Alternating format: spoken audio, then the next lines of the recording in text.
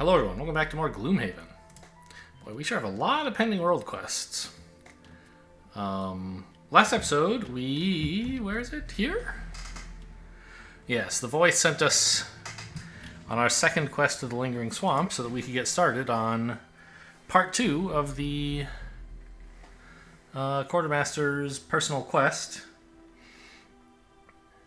So now we're supposed to do Fading Lookout to check out some sort of,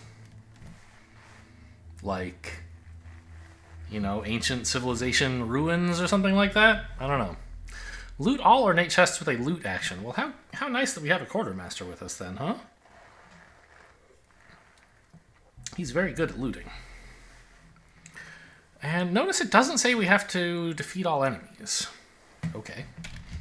Now, also excitingly, Craghart has reached his capstone, level 9, the highest a character can obtain, I believe. Let's see what we have here. Blind Destruction. Attack 4 at range 4, so it can hit, like, pretty much anything.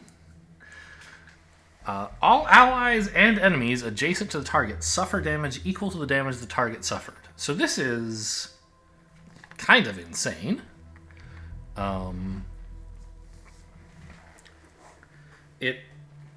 It's an attack, so in some sense it doesn't help with enemies who have a bunch of shield. But also, like, if they're standing next to someone who doesn't have shield, you can attack like some idiot, make him take 4, 5, 6 damage, and then the guy everyone next to him also suffers that amount, even if they have shields. It seems insanely good. Bottom half is a move 4. Allies and enemies adjacent to any hexes you enter during the movement suffer 2 damage and generate earth. This seems great. I would put this in any deck. What's our second choice? Pulverize. Attack 3, push 2, burn. Target all adjacent enemies. There better be some good text on this. Okay, so this is like Heaving Swing, but attacking all adjacent enemies and with extra push. Okay. Bottom half also burn. Attack 2 against all adjacent enemies, move 5, jump. Attack 3 against all adjacent enemies. Powerful. If you're, like, you know, in the thick of things. It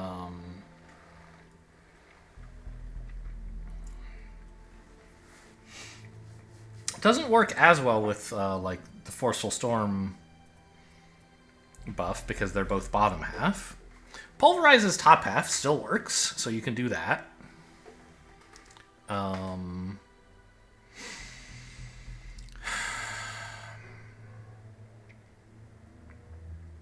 mean, I gotta tell you, I like Blind Destruction more. We aren't necessarily generating, so, like, I don't know, we're often not getting a chance to play Rockslide's top half that many times throughout a mission. So being able to push things into obstacles in every direction, I don't know. It seems like it might be hard to activate. On the other hand, I've sort of been, like, phasing out all the stuff that buffs AoE attacks. So, like, the top half of Blind Destruction might be a little bit harder to activate. I mean, it's quite possibly worth putting some stuff back in for, right? Wow. Backup ammunition with Blind Destruction, huh? That's something.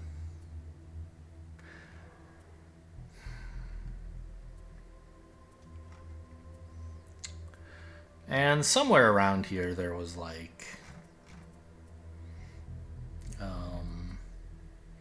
oh, we haven't been cutting them. That's right. Heaving Swing and where's the other one? Brutal Momentum. Yeah, those just work. We're running those because they're good melee attacks, and they're also good at buffing range attacks if you make any.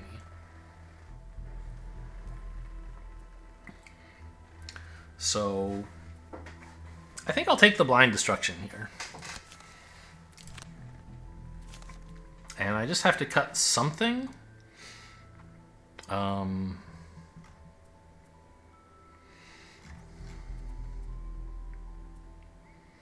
Obviously, I kind of like everything we have.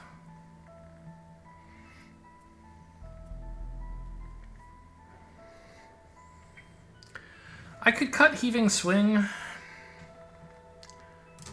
It's kind of like the worst. We already have Brutal Momentum, right? And I don't want to get rid of either of my jump moves. And Unstable Upheaval is good both for the initiative and for the big combo at the end, hopefully, with Forceful Storm. So I think that's the edit that I'm going to make. What am I doing with all this stuff? I was taking Immobilizes, I think. Rolling Air does not seem very exciting. Yeah, give me the last Immobilize, I guess.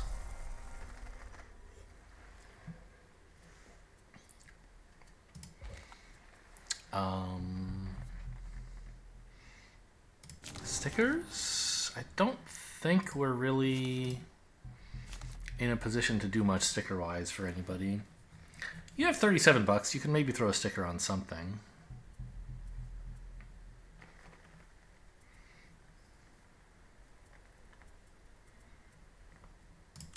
Spear's the main thing I would want, but can't afford that. Making this jump, that's not bad. What about Hastened Step? Making this jump maybe better, but also, like... could make this jump. Move one jump doesn't do anything.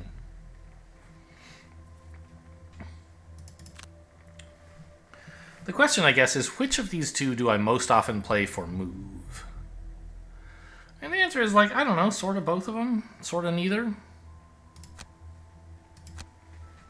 Can't afford plus shield here.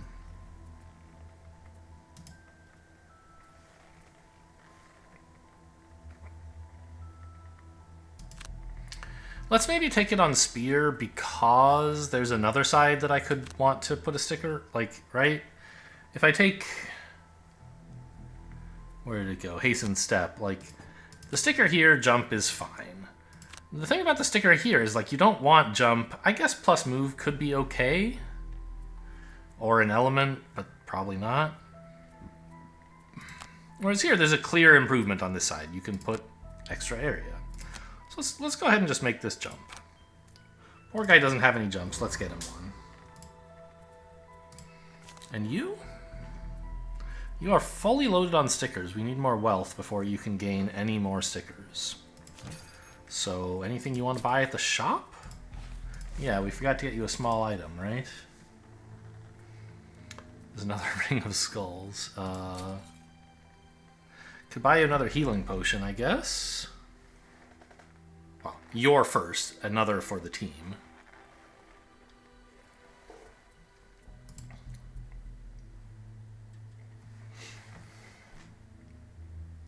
Who's wearing the Wave Crest? I don't remember that.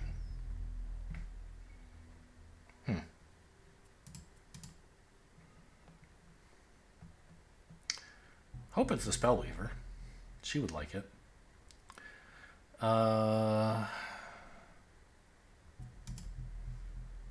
Yeah, there's not really any of the stuff that I want more than what you have. Maybe you could make an argument for Boots of Speed, I guess?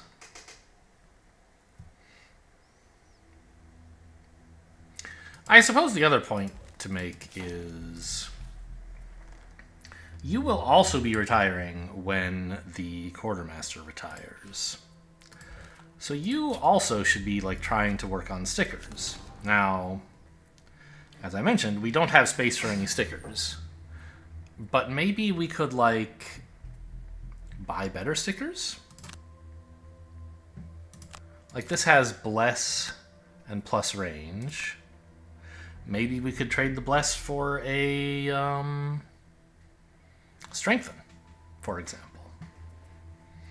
Or we could sell all the stickers from this and put more stickers on something else.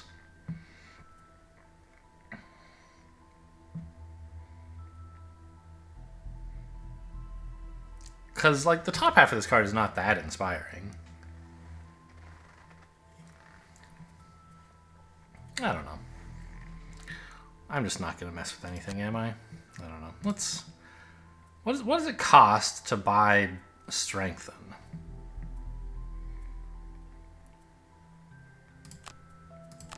Here, for example. 100. And Bless is 50. Well, I guess I can just ask, what would you give me for this Bless? 38. So if I did that, I would have 95, which is not enough to buy Strengthen. So I think we wait one more mission and then consider an upgrade like that. Whereas on Stun Shot, like, I think we've got exactly the right stickers. I don't want to change them. Alright, city encounter then. You're out in the Ward of Scales when you see a crowd of people forming to the south, growing louder and more dense by the second. As you approach, you see through the angry mob a terrified vermling being pulled in your direction by a group of gruff men. Dirty thief, Omen next to you screams, string it up. Glancing behind you to where the crowd appears to be headed, you see a disused gibbet. Gibbet, right, with a soft G? In the market square. The men, clearly not guards, move closer. Clearly not guards? Oh, like they're a lynch mob? I see. How do you, like, let me just look up on Merriam-Webster, gibbet. Yeah, it says gibbet, right? Gibbet. Yes. Okay, I mean, I don't know. Maybe I lose reputation for trying to stop them. But, I don't know. I'll just, like, whatever. You do you. He struggles, and they kill him. Okay, well, boo. But I feel like intervening would have been bad for us somehow. So, we want to go here. Flame and Frost Demons, Vipers and Oozes. Seems good. I might actually have the Cragheart bring Crushing Grasp, his loot action. You are traveling through a small wooded area when you round a bend and find a group of Hinox warriors fighting a band of armored humans. With all commotion, it's hard to discern more details, but the humans look like guards from Gloomhaven. You're not sure why they would be out here fighting the Inox, though. I've had this one before, off camera, and we had an Inox in the group, so I was like, oh, I'll help the Inox fight off the humans. I don't think having the Inox actually helped, though. It's just like you get a reward depending on which one you pick. The reward that we got for saving the Inox was a head item that heals you 1 whenever you kill an enemy. Which seems like a fine item. Right. I'm kind of interested, just curious, like what the other one is, so let's do this. Interesting. One of them casting hexes. Those, I guess Inox shamans exist. Okay, well, we all get a curse and we get +1 reputation. That's fine. We might get a... I don't know if the card is still in the deck. Maybe we can still get that item. Maybe we can't. You knew it would be in the lingering swamp. You have a sense about these things. You didn't know what you were looking for, though, until you saw it. A small fort watching over a distant shore, calling to you with its faintly candlelit windows. You had looked away for a second to get the attention of a companion, and when you turned back to point, the fort was gone. Most people would have written off the experience, claiming they were seeing things, but you knew it was a sign. You knew you would find the fort again, and with it, the answers you seek. It took a bit of coordination, but now here you stand on the southern cliffs, overlooking the misty sea. Before you, an antiquated fort fades in and out of sight, somehow caught between 2 planes of existence. The building was clearly made by those who came before. You enter it without hesitation, knowing that this place's unique condition is the key to your search. You need to find some documentation of what happened here. Journals, notes, letters, any clues you can uncover. Yeah, so it's a loot action, not end of turn looting. So bringing loot seems important. 2 or less HP. A little tricky, but 7 or fewer experience, kind of tough, I think. On this character, we do too much stuff that gets XP. Do we, actually? Most of it is just burn stuff, right? And auto turrets, like 3? But I don't know, like the net shooter and the ink bomb, usually those add up to at least 2 each, and I don't want to give those up. So I'll just have a shot at this. Cause a trap to be sprung. Sure, just walking on them works out okay. Plus, he's a million pushes. And yeah, only one of these enemies flies, so... Loot no gold or chests. No, you brought us here, you jerk. Loot the chest your own damn self. Kill an elite. Okay. So you are supposed to take this crushing grasp. I have to find something to cut.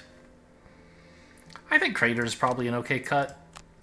It's nice to have the big jumping move, but I don't know. I'd rather just kill everything. Now you have some burn loot. Do you have any non-burn loot in your deck? No, right? So like you have microbots. And you have... Where's the other one? Net shooter or something? No, hook gun. Yeah, this is all the looting you're ever going to be able to do, so I guess I'll bring that. Now, you have that non-burn loot too, which is going to be very valuable, I'm sure. Is there anything else I should be bringing?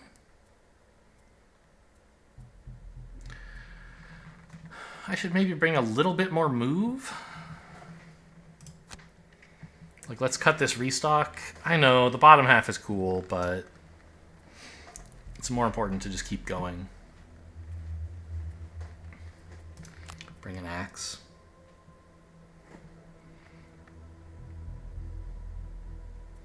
Maybe reserved energy? Do I want that for something?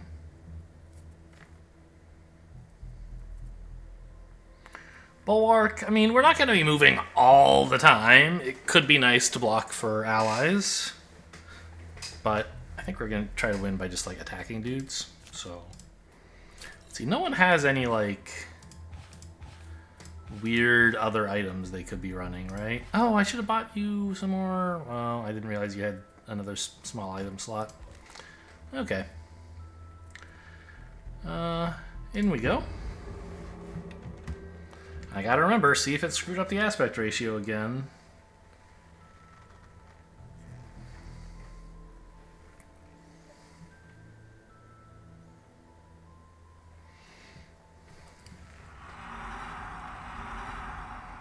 Looks okay, actually, with where the save icon is. Yes, very good. So, what's the scenario like? Gotta go pretty far, huh? And we are faced with some of everything here. Oh boy, a lot of text. Monsters are split into 2 groups. Oozes and vipers in 1, demons in 2. The groups will alternate in activation, starting with group 1, the non-demons. Oh, how funny. This okay, so this is like the theming of, you know, the scenario description was talking about it phasing in and out of worlds, right? So there's a zillion monsters here, but on turn 1, the demons don't exist. They won't act, and they aren't affected by abilities. Can we move through them? Yeah, you can move through them, but you can't end on them. I see. Unaffected by abilities. Interesting. All mercenaries can move through them. I guess monsters could move through them anyway, right? Because they're allied to each other. I see.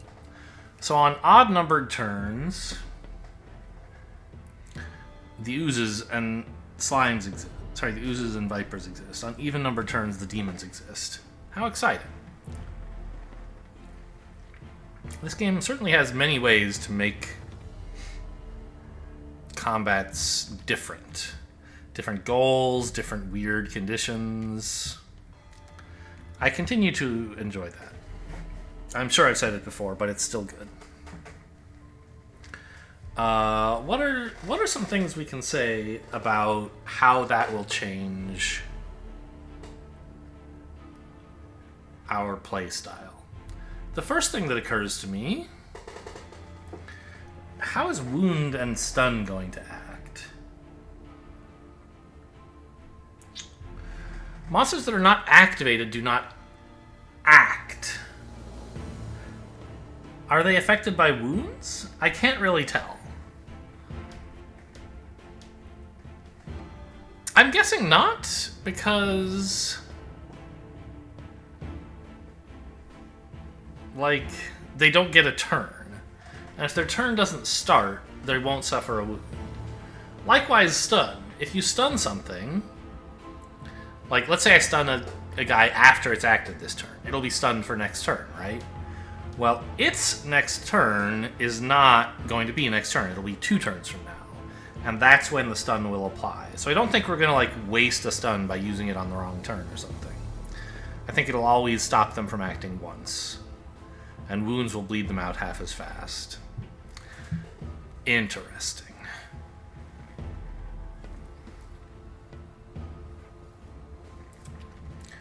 Okay.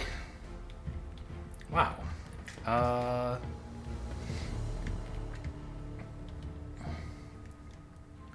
Is there anything cool going on here?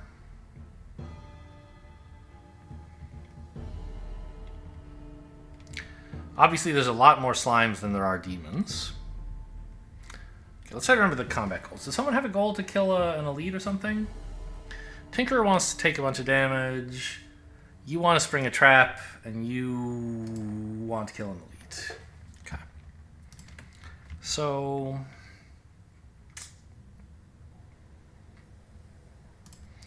Tinkerer has the disintegration beam to like turn off one of these snakes early. Kind of cool, right? But it could also be cool for turning off a demon. I don't know. I'm not sure what we need to prioritize.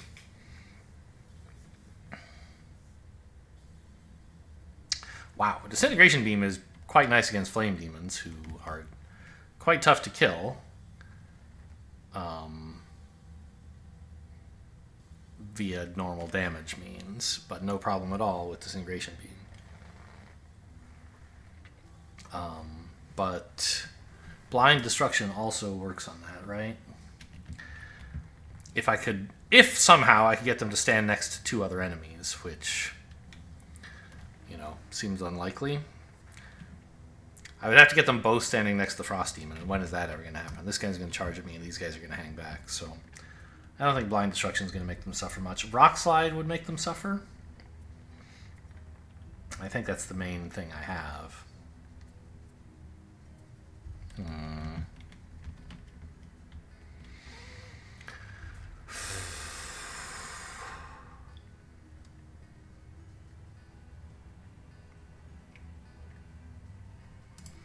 I have this immobilizing bow, which should be quite valuable against either group of enemies, right? I can immobilize a snake or this frost demon.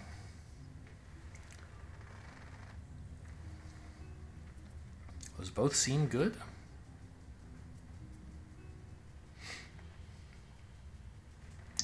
Maybe I start with bow and spear. The problem is, if I'm not fast enough, the bow might not actually disable anything. Like, because the point is to immobilize... Why is there a blank space here? Oh, are these in my pockets and this is a new space I recently got or something? I don't know. Right, immobilizing isn't any good if you do it after the enemies have gotten next to you. I mean, it's a little... It's not horrible, but it's usually pretty bad. So I could save this idea for next turn, maybe. In the meantime, what do I do? I can maybe take a slow, hastened step to just poke these guys a bit.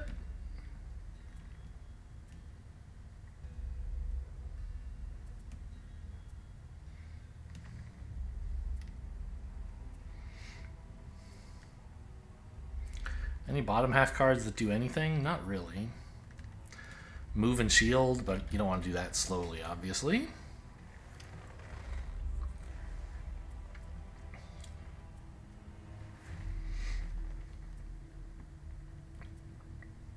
Yeah, Hasten Step should be quite good against the snakes and horrible against the demons, so I'd like to use it on an odd turn if I can.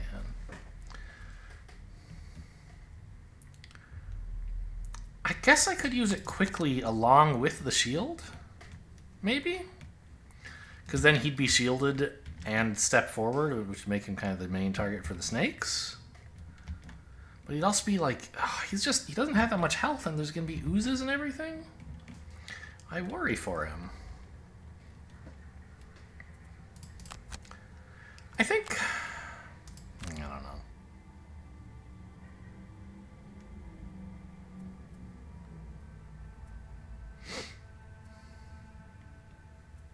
There's no treasure chests in this room, right? Yeah.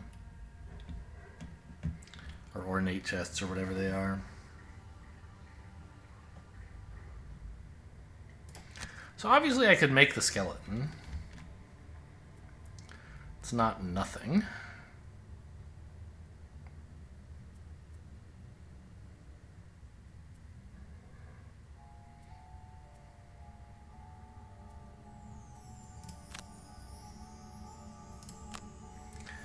Yeah, maybe I'll do that. Just move quickly, don't go too far forward, hang back. A few snakes will attack you, and you'll be well shielded against them. Ish. And you'll have a skeleton as well.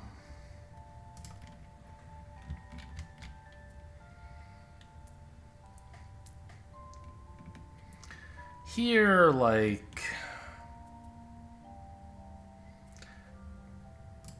Brutal momentum on this thing, pushing it into that obstacle 3 times, seems pretty cool.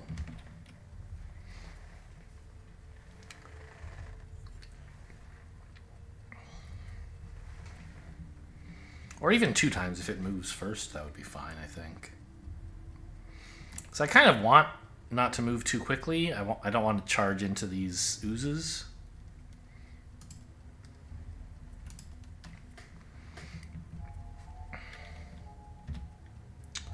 So...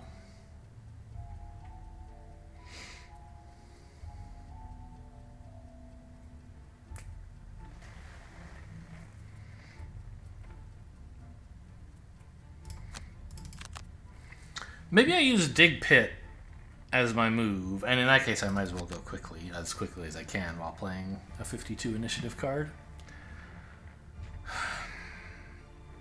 Then I can sort of afford to be up here next turn. I guess that's alright.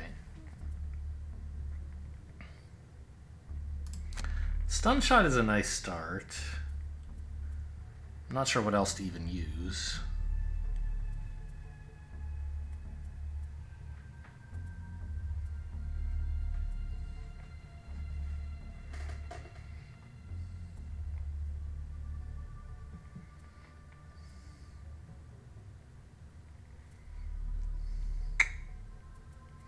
Or if I should use Toxic Bolt instead.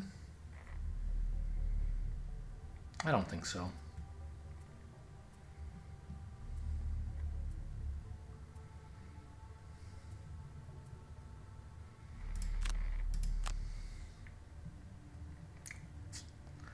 I don't think Hook Gun's going to do much this shuffle. Maybe let's just use that as my bottom half card.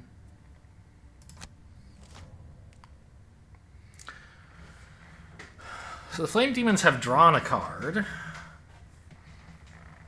but they won't be doing anything, is my understanding. What's with the oozes? Move 3, range 4? What the hell is wrong with you? That's the elites back here. Okay. So that can reach pretty much anybody. You, though, have move 2, range 3, which can't reach us if we don't move forward. You can reach easily.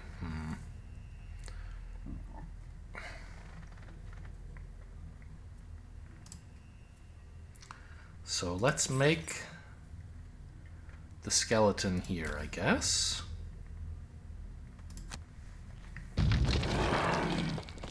It's just going to get mown down by something, but that's fine. That's what it's for.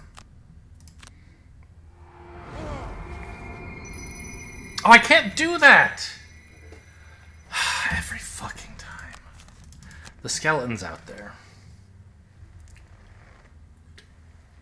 Don't play that until the skeleton is going to be dead. Okay, I have to find a different top half action.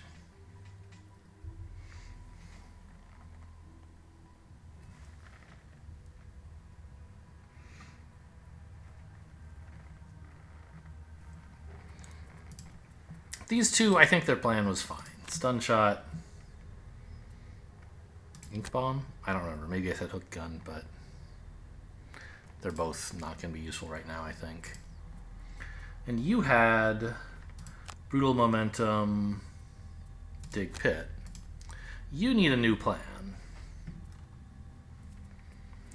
I guess the spear is fine. And I think crushing hammer for the block is still alright.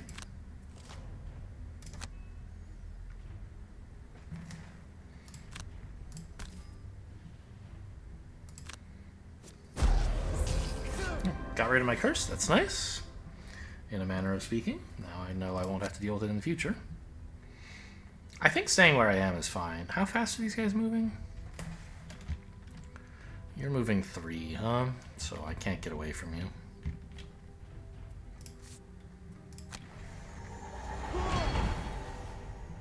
Well, I can. Let's put that here, and now you're not a problem. This is probably just going to kill it, but this being here means it doesn't get to, like, well, I guess it wasn't going to get to target 2 anyway, but now it won't target 2. This is fine. I don't think I want to use any of these items on it. It would basically be just the goggles or the power potion, which seems stupid.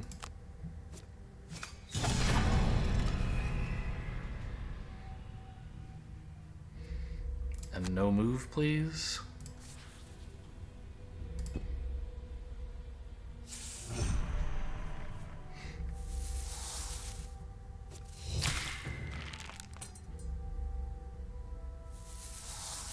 I didn't even notice that guy.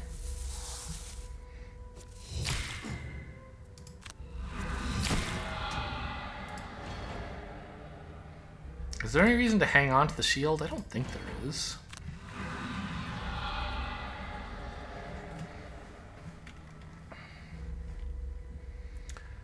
I mean, I don't know. It would let the Tinkerer heal me, but he already can because I'm poisoned, so... Let's dig pit up to here, maybe.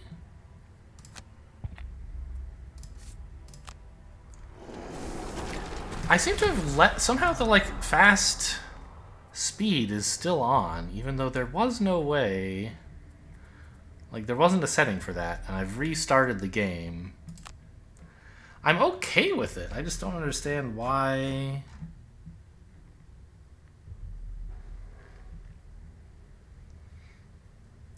Ah, fast forward. Clicking the middle mouse button. Interesting. Well, okay. That's nice to know, because sometimes I do want fast forward.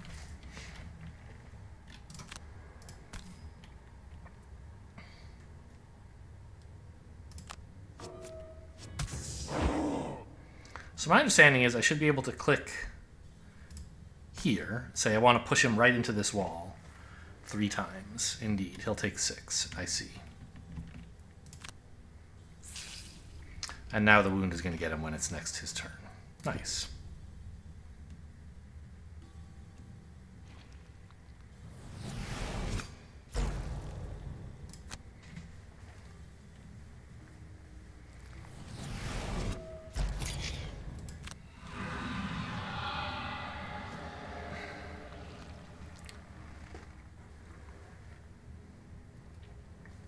Now we have to deal with these guys. This one's easy. We can just immobilize him with the quartermaster, right?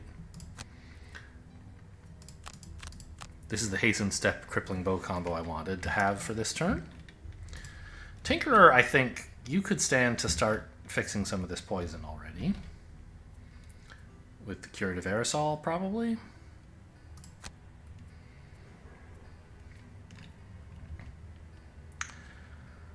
I'm not sure, like, bottom half, what we can do that would be useful. Oh, I can auto-turret bottom half, right? Get some more healing in? Seems fine.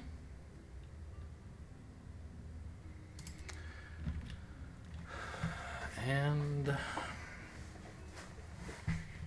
oh, hang on. The hasten step to attack these snakes doesn't make any sense. The snakes aren't here. Right.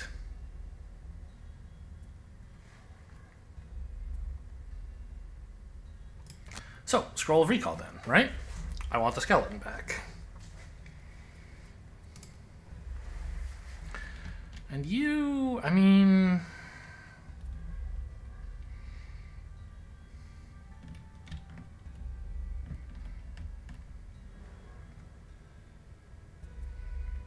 blind destruction on these guys is sort of hard to do.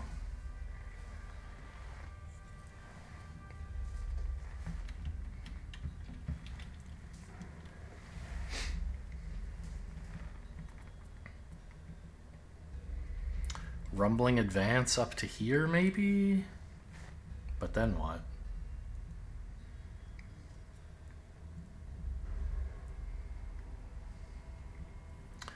I guess it's important that we rock slide, right? This is the chance to do a bunch of like real damage to these guys.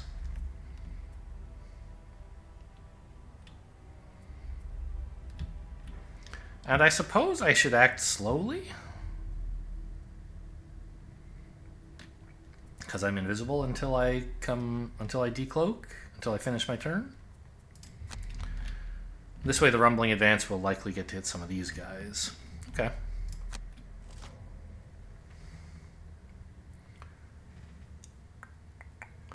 Yeah, so if there's fire, you're going to suffer damage, and you're making fire, but you're going in the wrong order. This guy's shielding up and moving, but not attacking. Okay.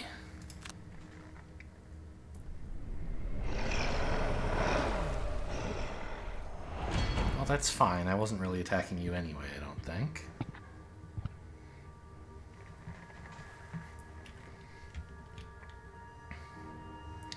And y'all move 4, range 4. So you're going to be attacking the Tinkerer pretty much, right? Yes. So I think getting rid of some poison on folks is the way to go.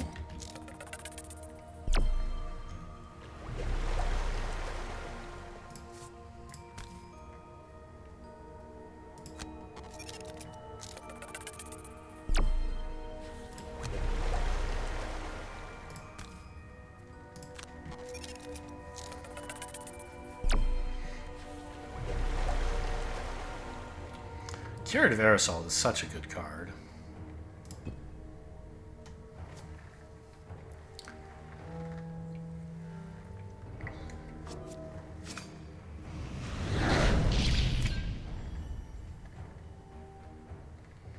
Yeah, so there's fire now, of course.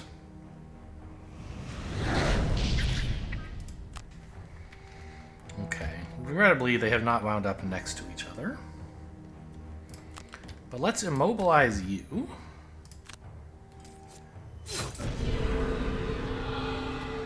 So you shouldn't be a problem next turn. Why are you poisoned? Ah, I stickered this with poison, of course. Very good. And give me back the skeleton. I could be, like, using my healing potion and getting that back, but the skeleton absorbs at least 3 damage, right? Just put him down right here. Because he has 3 health, right? He can't help but absorb 3 damage. And if we can act really quickly, he might get to do more than that, even. So...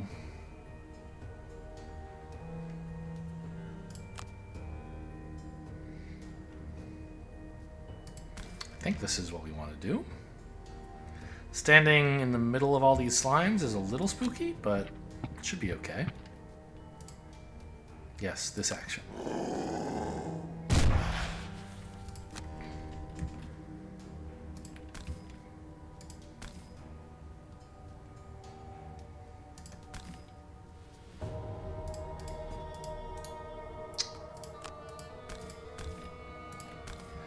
Maybe this make it harder. I don't know. It makes it harder for the oozes to come after us, but that's not really a thing we have to worry about. We need to worry about us getting out of the room once we've cleared up the enemies, right? So maybe try to avoid being too intrusive with the obstacles. Also, this puts them on the other side of the flame demons, so that, ooh, actually, what if I did this? Now, if I ever have a chance to push flame demons into obstacles, I can do that. But also, if I have a chance to push oozes, I can push them into obstacles. Slimes, whatever. And, yeah, put that one here, I think.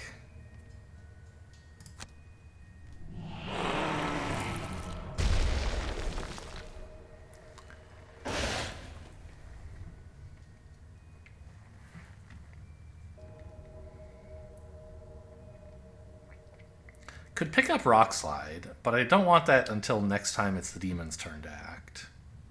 So I'll wait, in case I change my mind next turn.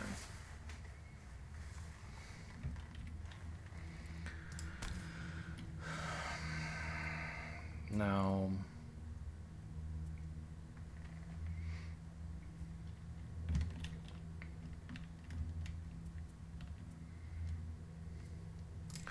Stone Pummel together with Forceful Storm to get several damage on these two guys, maybe?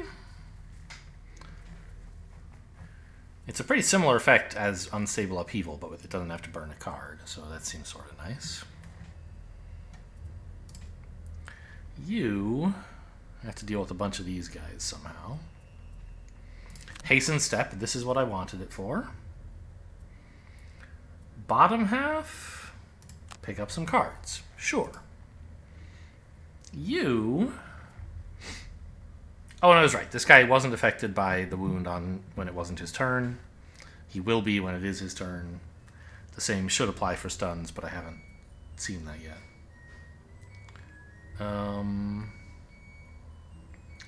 Could activate Auto Turret, but I think just a Toxic Bolt is a good start. Also, Auto Turret's in the discard right now. Immobilize this snake and walk away from it. This all seems reasonable.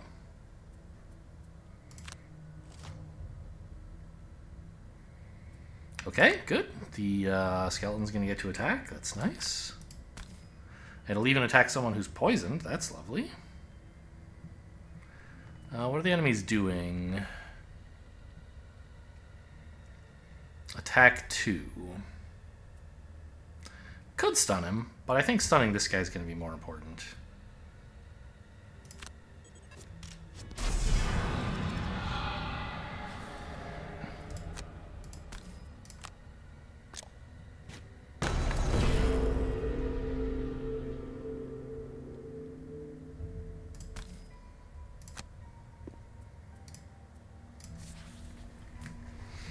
What fun. I could pick up Net Shooter as well to immobilize this guy again next turn if I wanted. No, he's already immobilized. I just need to walk away from him.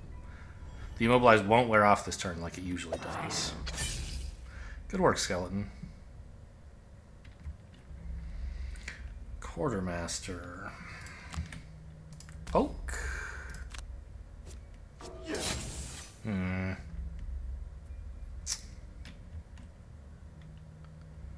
Well... I guess I'll just walk away and not even do the second half attack. Because this guy's immobilized and it would be nice to get away from him. And I could have used, attack twice and then use this as move 2. Kind of use this as attack 2 instead of as move 2. But then I'd be stuck here. And I want the cards. Obviously, I could only actually use it as move 2. But by saving that to move instead of activating it, I could have afforded to attack 2 with the other card. So it's kind of like using it as attack 2. But picking up 2 cards seems better than that for sure. Let's grab the bow again. Maybe hammer?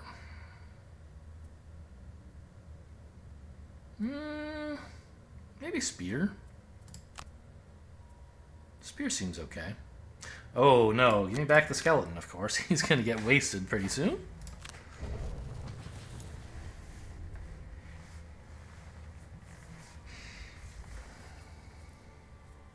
You know what? Let's pop this to heal 3. You never know. I think that there's no real reason to do this, but it makes me feel more comfortable. So now we Forceful Storm.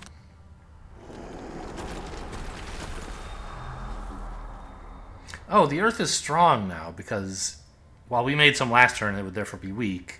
We did use Toxic Bolt as well. Okay. Boy, these guys attack pretty hard, huh?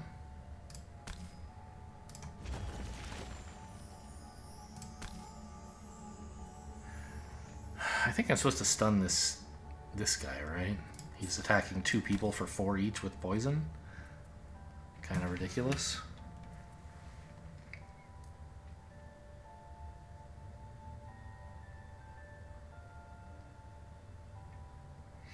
If I roll a ×2... Well, this is an attack for like 7, right? So even a ×2 on this guy doesn't kill him, right? Which is why I think I was correct to aim the Earth here, is that way a ×2 actually does kill if I get so lucky.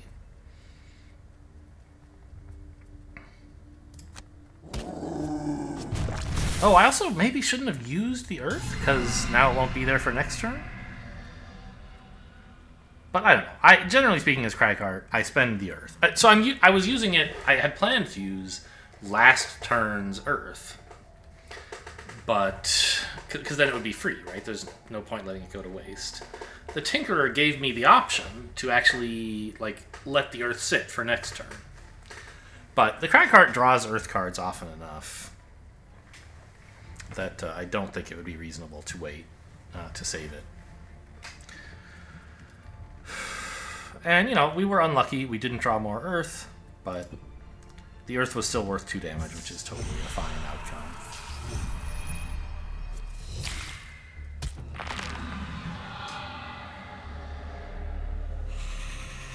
Oh, I'm now realizing, what order these guys act in? The Immobilize might just mean he attacks the... Okay, good. If it had been the other order, this guy would have killed the skeleton, and this guy would get to move. But this guy just can't do anything.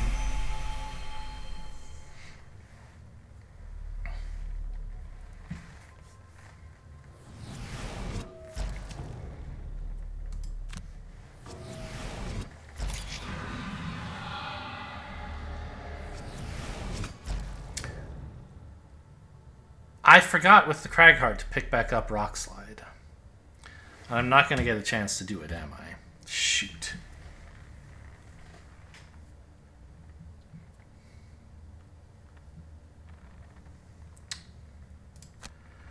Okay, well, it would have been a really nice way to guarantee these guys die.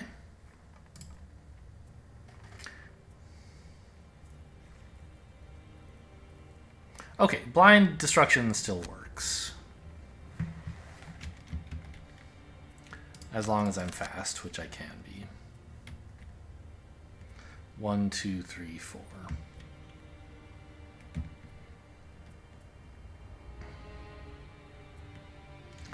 I could try being slower and clear the way, which would let me attack this guy as well. But I think it's really important that I move fast. This might still not be fast enough. Flame Demons have a couple of really fast cards, but usually I think this is good enough. So Crippling Bow... Oh, this guy's still immobilized. Jeez, it seems like that was forever ago.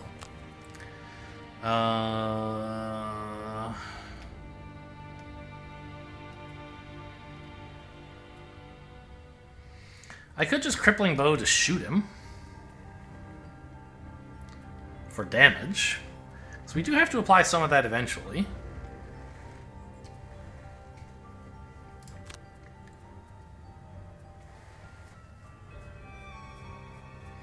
And maybe step up here so that I get a good axe next turn. Seems fun.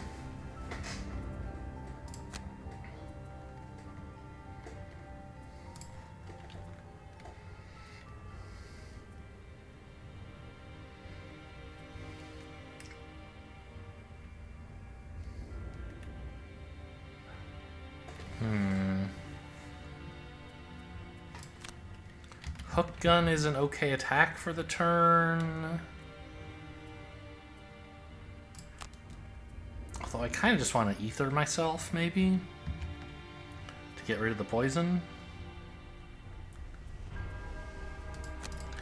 I think I'd rather just move quickly and ether. Go pick up this gold, I guess.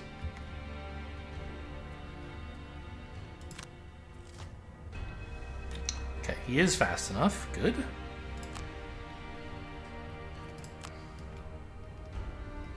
Oh, I can walk through the slimes. I forgot. But I have to walk through this square anyway to affect this guy.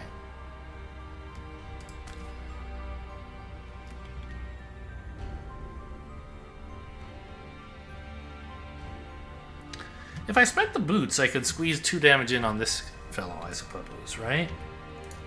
1, 2, 3, 4, 5, 6? Something like that?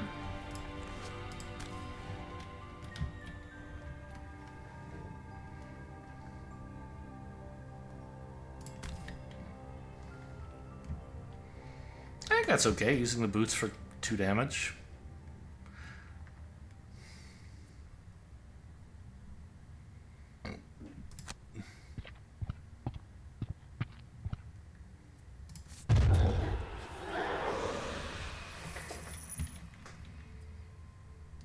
Oh, I didn't get to attack anything.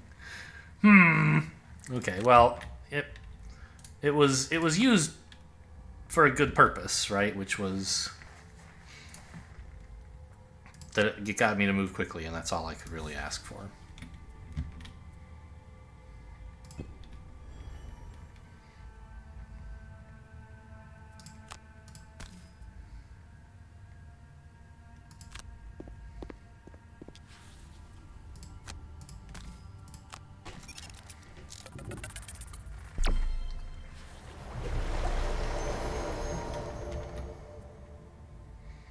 Well, the demons were the easy part, that's for sure.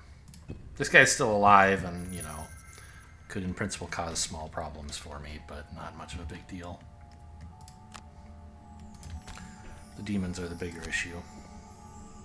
Or, sorry, the flame demons were a big part of the threat, and they're gone now. So the mass of poison jerks is certainly what I'm feeling more challenged by here.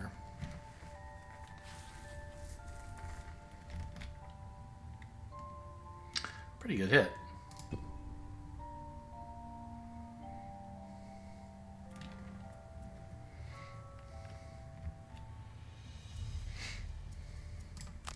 Disintegration beam to disarm a slime seems like a reasonable thing to do. It might not actually work out that way. I might like, oh, the slimes aren't attacking, I'll disarm a snake or something.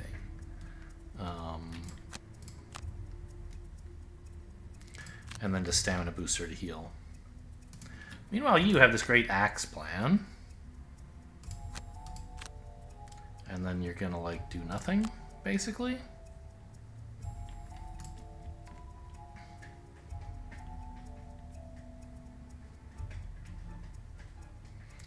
Lumbering Bash is a good attack. Might as well Crushing Grasp. Clear the Way could do something, but, I mean, it's not doing much, right?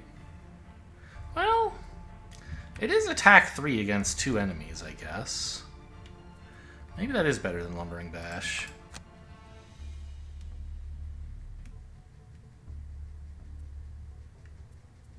Why not? Oh, these darn snakes, they're too fast.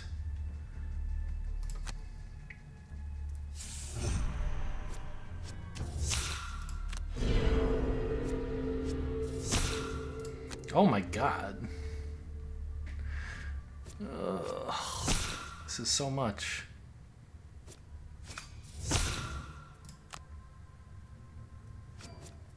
The uses are splitting, which is nice. Sort of. I mean, I don't know. There's ups and downs to it, I guess.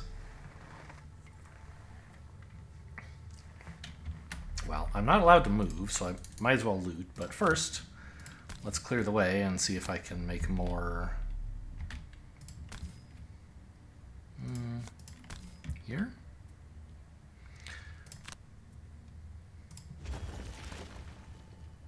I mean, there's no way I'm killing this guy, but if I did, I would be picking up more loot.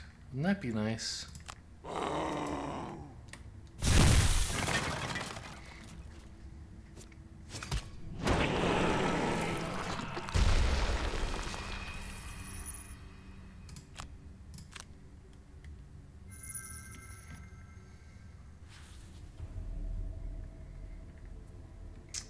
Healing potion seems nice.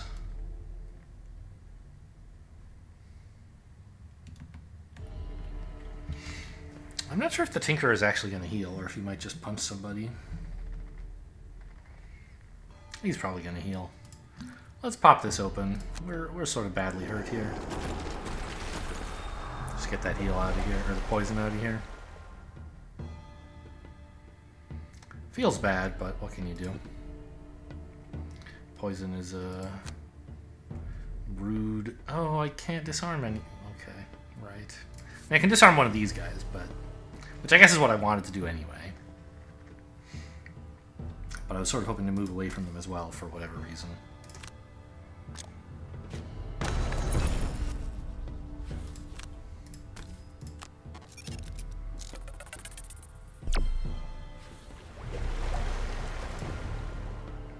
Well, here's the big axe.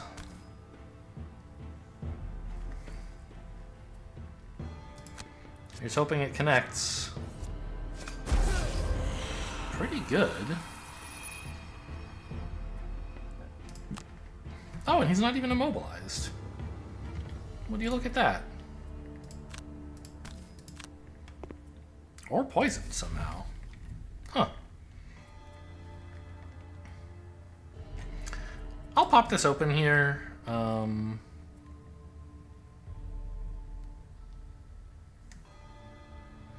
Did I end up getting a chance to reforge here? I feel like yeah, I did. I want to use the bow again next turn to keep this guy pinned down.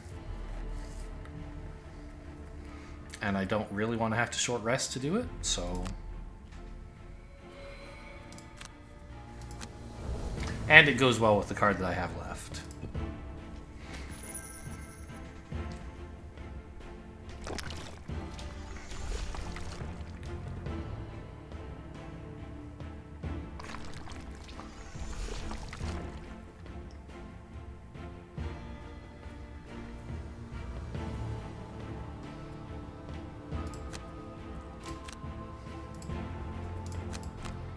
I think Cragheart just long rests here. Attacking this guy doesn't look that productive, and it would be nice to get stuff back. Uh-oh. He's so fast. Couldn't immobilize him in time. Well, nice that he rolled low.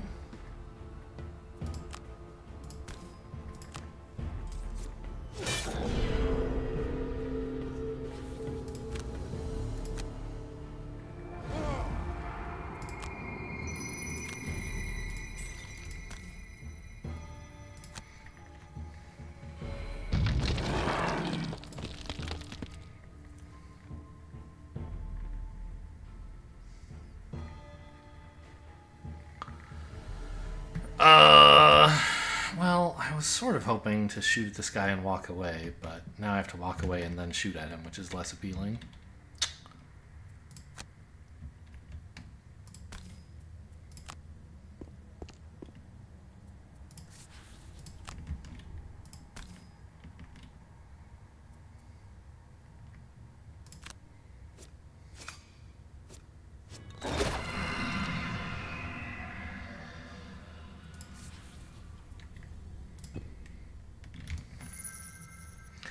And now I'm next to these oozes with no clear plan for what to do about it.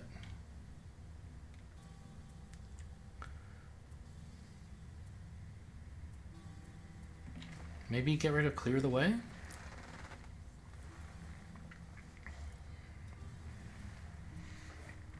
I think so.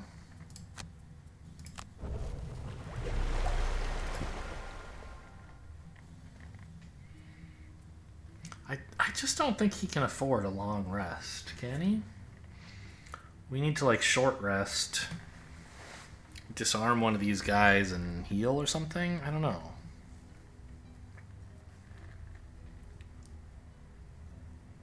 Disarm one and stun the other? Yes, that's what I have to do. Fine.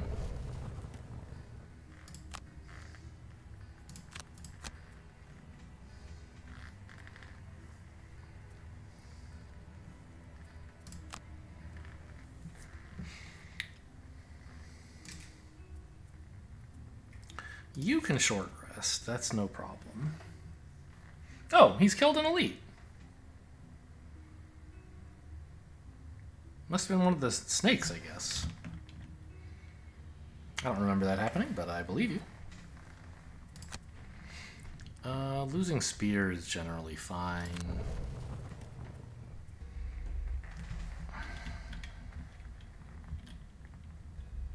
This guy's disarmed. This guy we're hoping Cragheart can kill. I think I'll just use the bow to attack a slime. I don't know. Maybe I need to move quickly. Yeah, I think this is what we should do.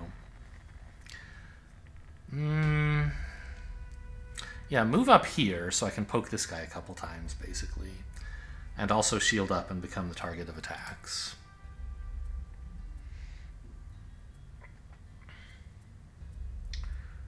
You have Stone Pummel, and I think Forceful Storm is a fine go with there. Good, we're all before the snakes and oozes. What are the oozes doing? Ooh, hello. That's nice. The oozes are attacking 2 targets, huh? Well, let's come up here.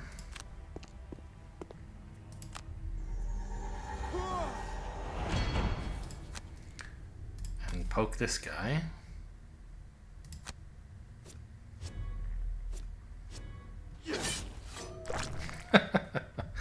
Oh, those rolling +1s, man. They get you so excited, and then you hit a -2.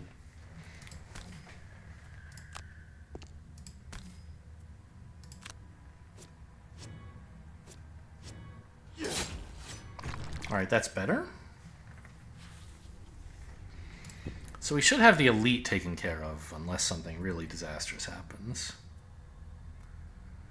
Let's see. Move over here to disarm this guy, because then I can take a stun shot without disadvantage on the other one.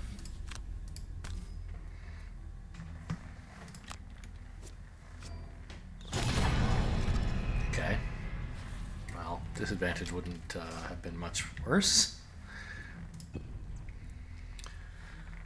And now Cragheart, like, suddenly there's not as much damage needed to be done in here. I mean, I think we still go activate Forceful Storm, right? Like, why not? I could have moved here to, like, attack these two, but I think attacking these two is still best. And, you know, if I roll high, it is a kill. Has to be pretty high, though.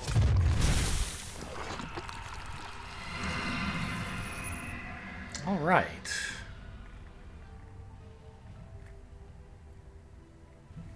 Now, I notice it says mercenaries can move through hexes. I assume that includes summons, but it doesn't say so. I mean, I think it should include summons. It clearly doesn't. We'll see what the game engine thinks is the rule, I guess.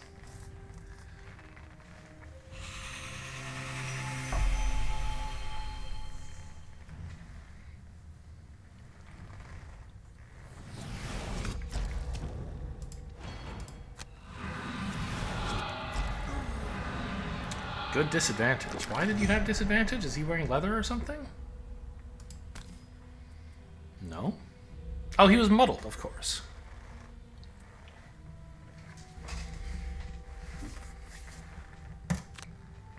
Bow one more time to just, like, really make this guy regret his life choices? I don't necessarily have to, because if I act before him, the skeleton probably just kills... Oh, he's already immobilized. Jeez. That was so long ago.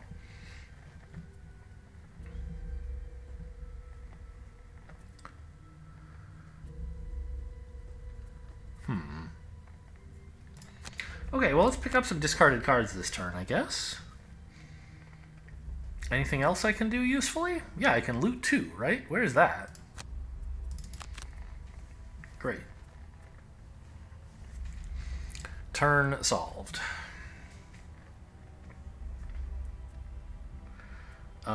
These guys still need some damage done to them.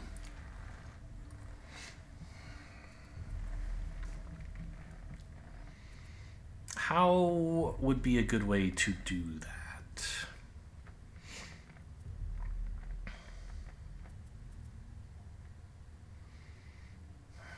I'm kind of thinking like next turn blind destruction on this guy. But which blind destruction?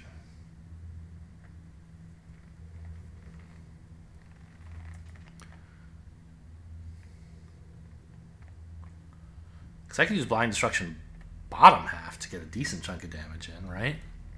Just go brr, brr, brr, brr, and then punch somebody with... I don't know.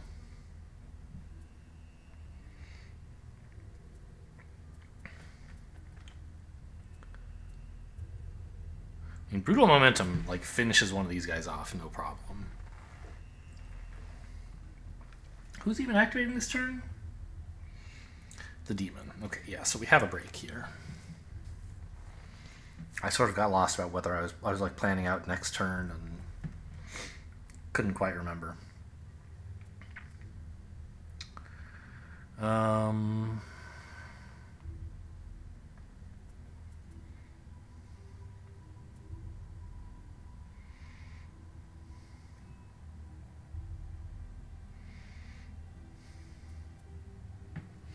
I am a little bit tempted to crush and grasp all this, some gold before the other guy gets it. But neither of them really has a reason to be very selfish, I don't think. I guess we're just rumbling advance top half here to get a little healing in during this break turn. I guess we do have to... No, this guy's immobilized. We don't have to do anything. The skeleton's just going to walk over and bop him eventually. And I guess I could dig pit. I don't think I want to be invisible, really. I want the Tinkerer to be invisible, but I can't make that happen.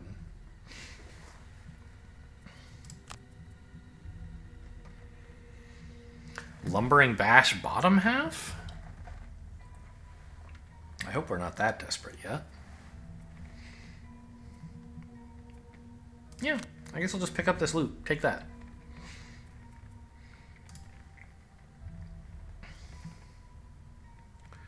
You very badly wish to play all the heals, so that's Curative Aerosol top half for sure.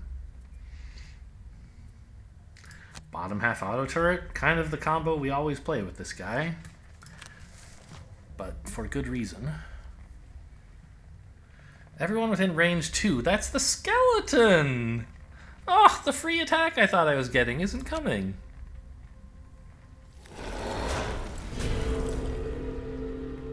How rude.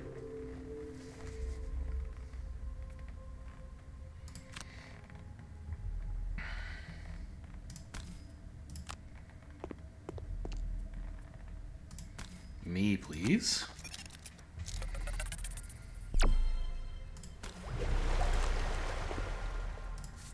Me again. And then me again.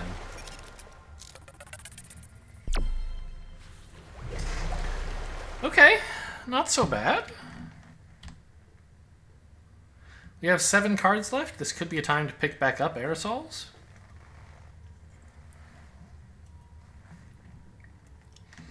But next turn I want to play some attacks, so I don't think I will do that.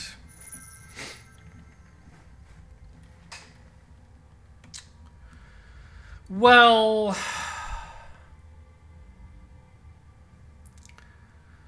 given that this guy is not just being killed for free by the skeleton, maybe it would be more appropriate to go attack him a bit.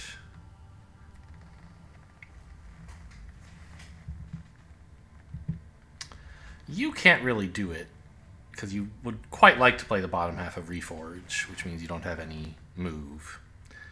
So I guess I'll just leave you the loot.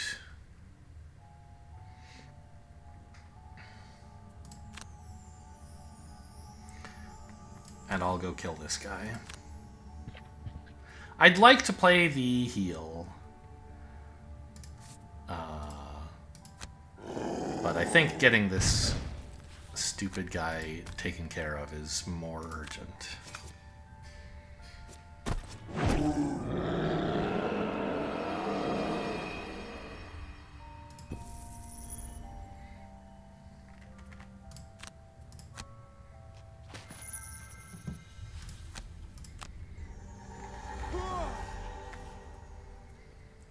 Hasten Steps should be great.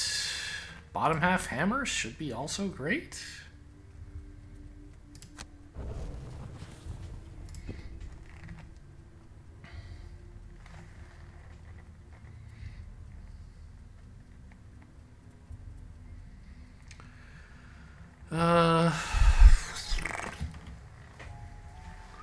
I don't know.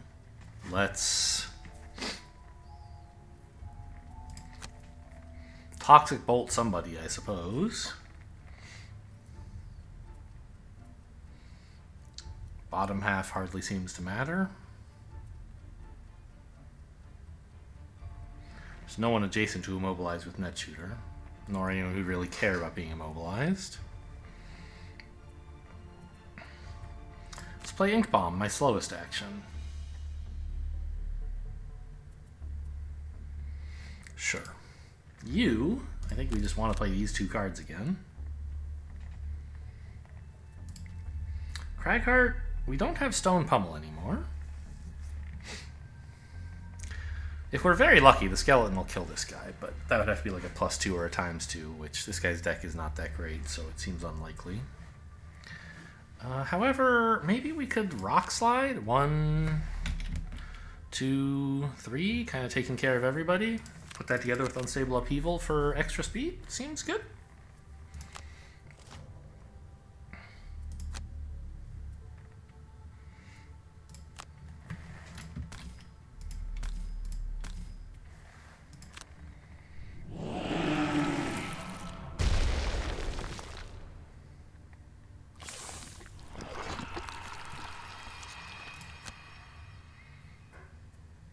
I could give allies shield, but I do not think that is a good plan.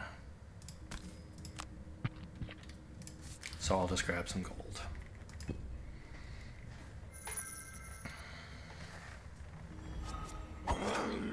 Hey, +0. That's all we needed. Good work, buddy.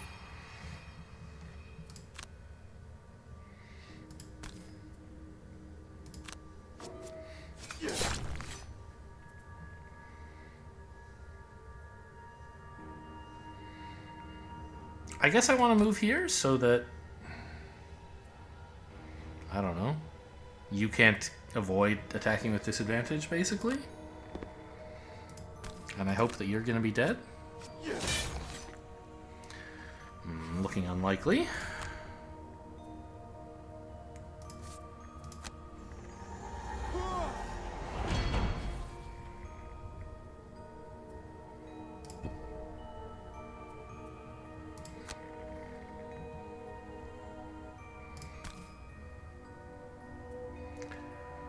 Yeah.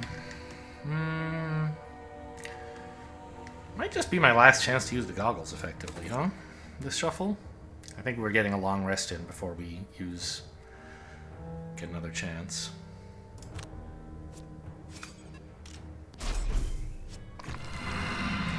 not quite enough.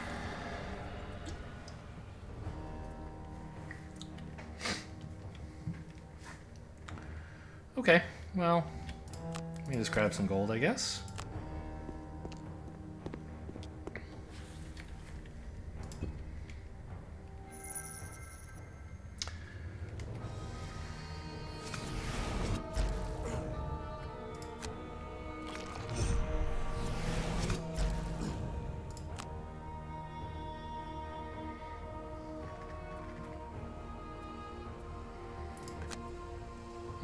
I guess stamina booster is the best heal, so I should play that.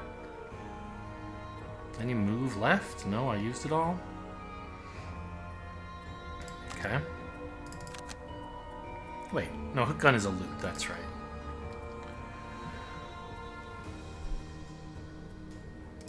Cover a small item, sure. Get back that healing potion, I guess.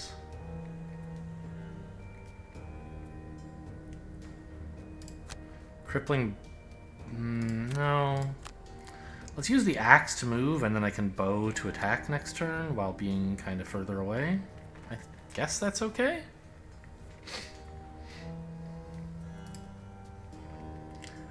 Cragheart sadly does not have Rumbling Advance for heals.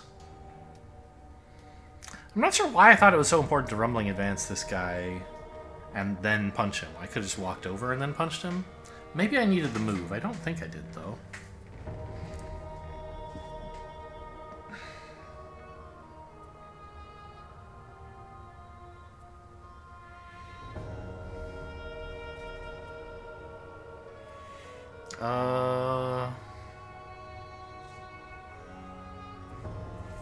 What does any of this do? Like...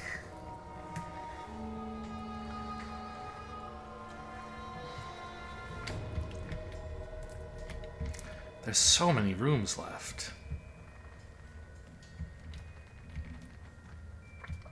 I'm hoping they're not all as nasty as this first room. I mean, in fairness, we did do it without burning anything, except for the fact that we had to rest. I'm pretty pleased that we managed that. This room seemed like it would require some work, but, you know, part of that is because, I mean, all of it really is because only half the monsters were doing anything at any given time. So you look at it and it's like, wow, that's a lot of monsters. It's going to need some serious resources spent.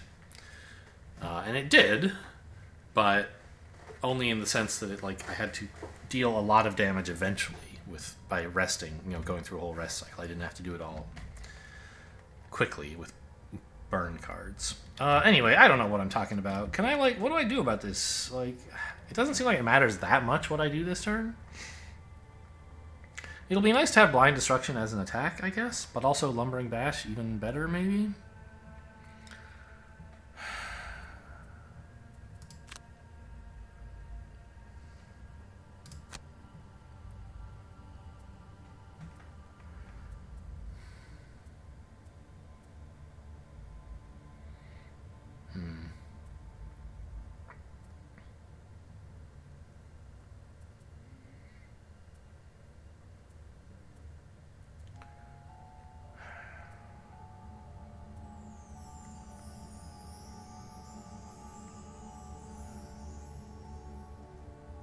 Yeah, I mean, Blind Destruction plus Lumbering Bash has got to be a kill next turn.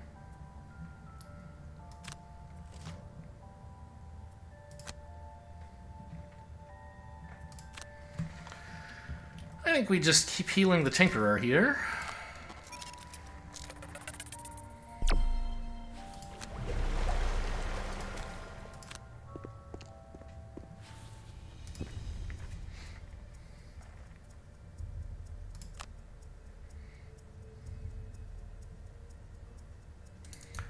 Well, if I'm playing Blind Destruction Lumbering Bash, I think I may as well, like, get 1 XP from this. He's level 9. He doesn't need XP. So let's just move forward in case that's helpful somehow.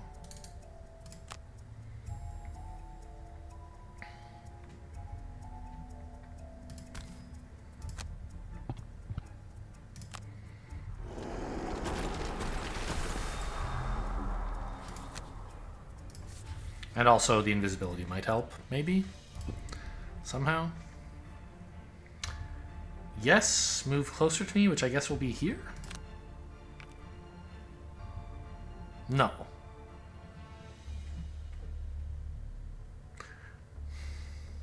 Huh. So this guy doesn't know he's allowed to move through enemies, so maybe he's not. Because if this guy weren't here, the skeleton would definitely go like this. But since this is here, the skeleton's like, this square isn't... both of these squares, the way to get closer is to go here, so this doesn't actually bring me any closer. Alright, interesting.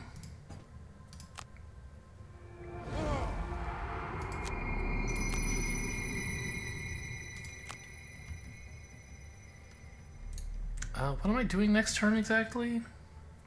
Yeah, I want to be far away. Or far-ish away.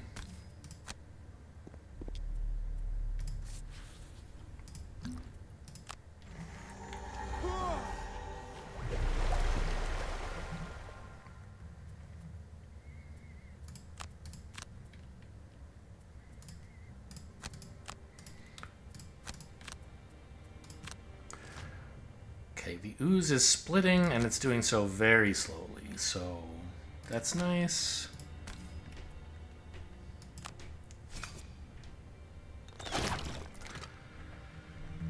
Not much damage, but, you know, better than nothing.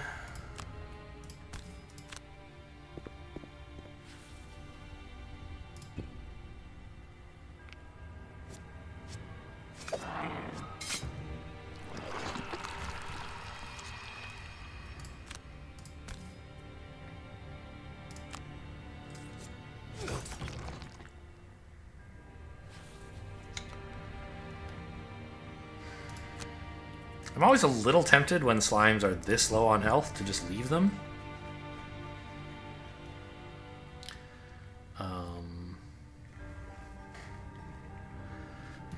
Because they usually will bleed themselves out, but I don't think I have to here, right? Blind Destruction, for starters, like, is a guaranteed kill, but it hurts this skeleton. I think I can get away instead with this as my move, and then just, like, move one to get me here.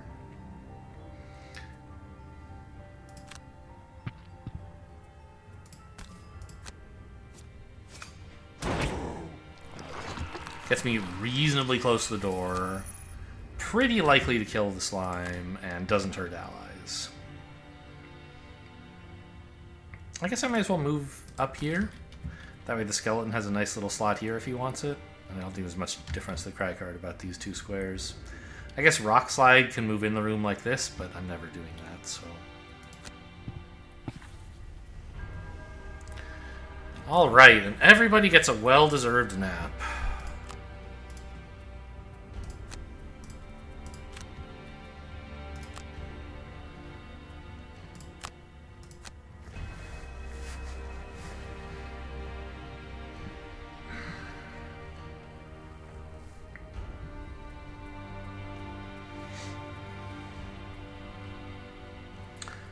Dig Pit, maybe? It's good sometimes, but not nearly as often as I thought it would be.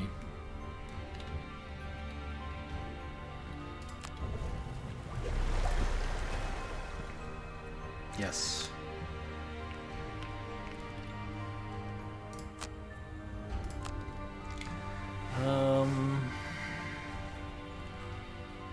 Doesn't really matter. I should be picking it back up with continual supply, right?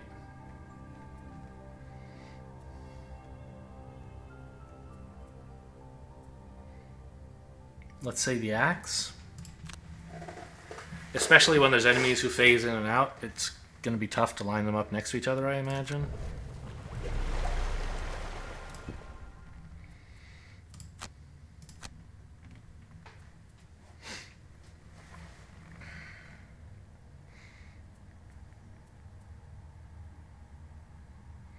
I want to get rid of Hook Gun, but it's my loot. I think Toxic Bolt's not very good.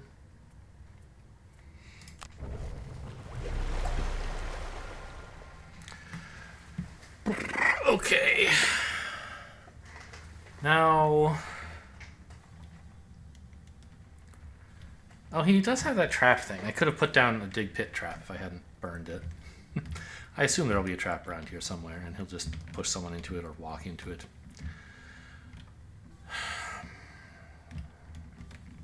Maybe... Could we take one more turn off to heal? Everyone has ways to heal except you, right? But you have some other stuff you need to do.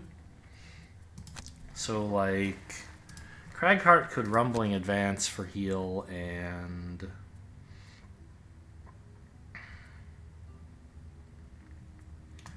like, use Crushing Grasp to move over here.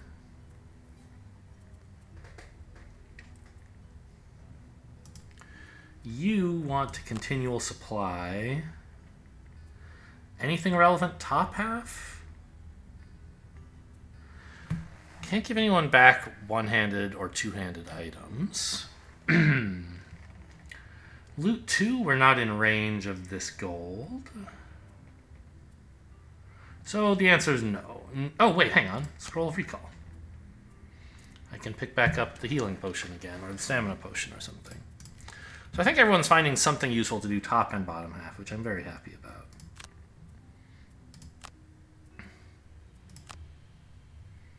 Except the Cragheart, who, like... Okay, technically his tiny little move is useful, but not very.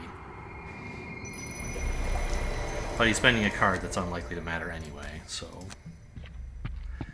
He's doing something quasi-productive here.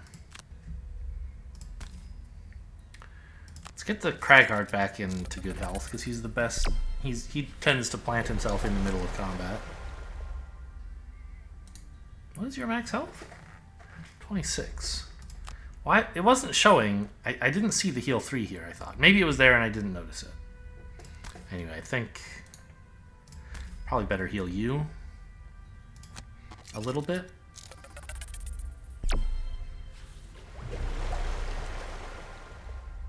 Could pick back up auto turret. I don't think it's strictly necessary.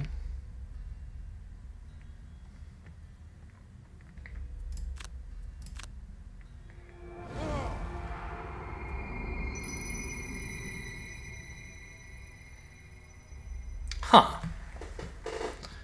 Is it the case that Stamina Potion is like a better healing potion? Because I could use it to pick back up this, which lets me pick back up the healing potion again, but also extends my card supply?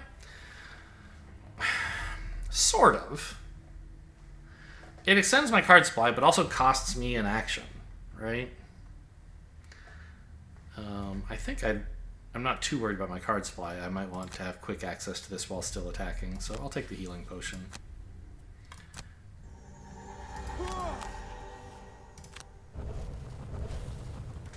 All right. We're looking in good shape here.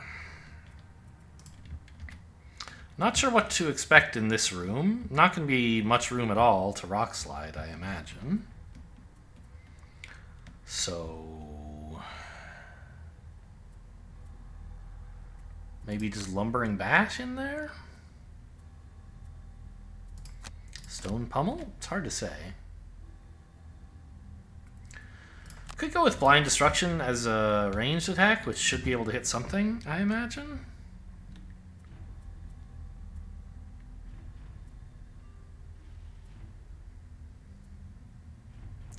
But I'd rather save that for a turn when I can play Brutal Momentum, I think. Actually, I don't know. I could just walk in there and Brutal Momentum something into the wall. Every square here is adjacent to a wall I could push people into, right? So maybe... Brutal Momentum with bottom half Rock Slide. It's a bit slow, so everyone else is going to want to be slow coming in as well. But that's fine.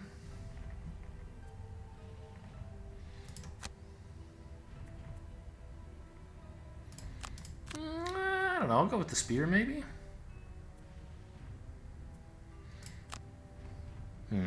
This is actually moving in before the Cragheart. Well, I mean, I have shields. That should be okay, right? But I'm not confident that a move 2 is going to get me to a spot where the spear will do anything. I don't know. It covers everything except these 2 squares, right? I guess that's good enough.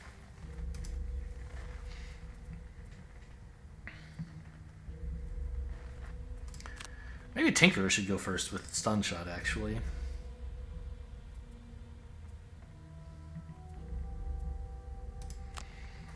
An Ink Bomb to get into a good position? Sure. Everybody tried to open the door, sort of. Right, what is going on in here? There's just loot. Great. What to do about a trap? Well, someone has a combat battle goal to step on damn traps, right? Oh, there are 4 chests, it says, by the way. I wondered if this room was so small that there would just be loot in here. There's 4 rooms left. I assume there's like 1 chest in each of them, maybe. Anyway, I'll just go pick this up. Ah, this is difficult terrain. I see. Okay.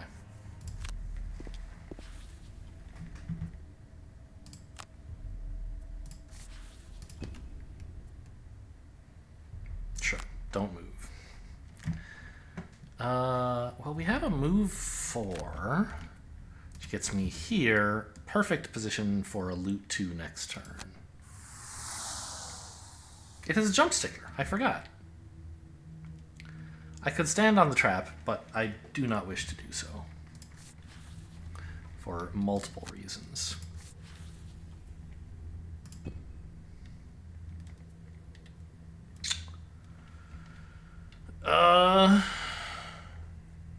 Well, I ended up picking some pretty stupid... I mean, we could cheat. No, we actually can't even cheat because there's someone here. Or I don't know. If we were to cheat, which I will not do, it would look something like move here, confirm, move here, confirm, move here, well, like move here. Right? Like I could do that by toggling the boots. The stupidest little bug.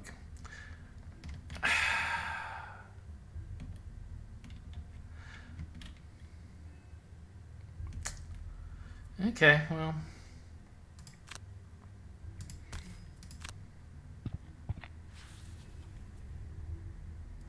Maybe I should have played Crushing Grasp.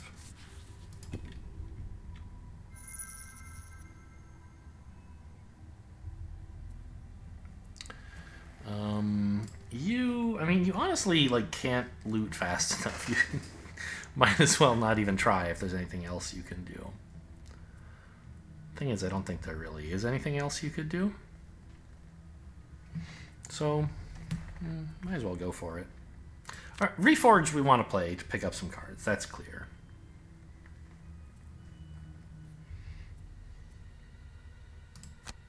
And I might as well try looting. Cragheart can't Crushing Grasp, actually. Right, he played that already. So the loot will work for you. Cragheart's just going to have to walk on this with...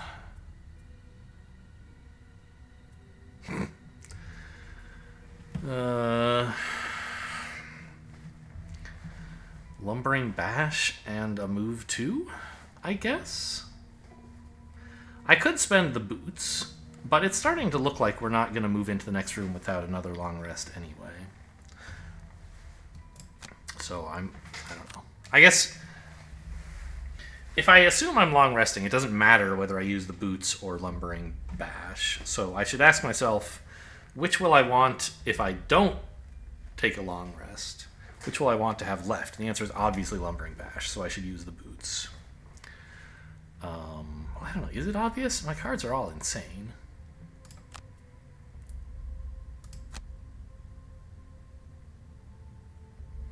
Let's just do like that. And you have more healing to do, right?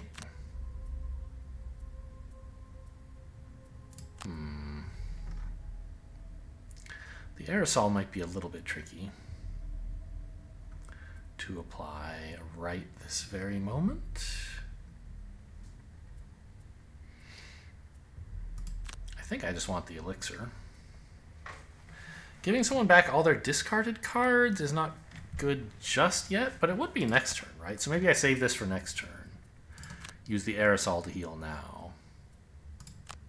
Okay. Seems alright. Who needs it? I mean, it's both of these guys, right?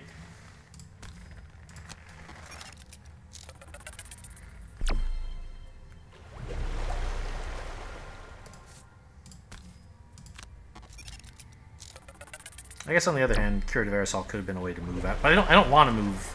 Like, yeah, okay. Do I have Clear the Way still, by the way? Nope, it's in the garbage. Would be nice to get these obstacles out of the way, but won't be happening.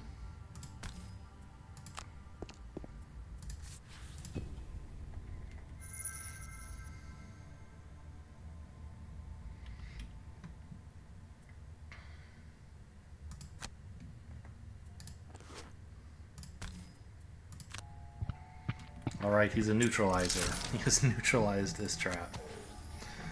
Very funny.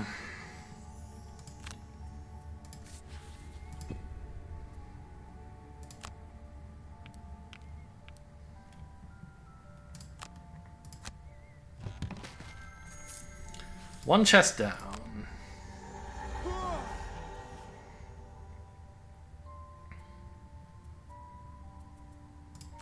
Hammer's good for bottom half. Scroll of Recall's good for top half, I guess?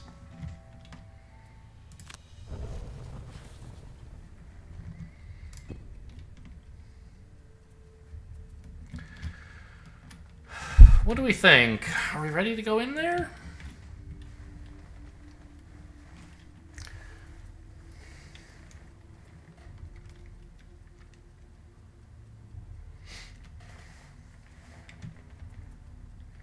We don't have to.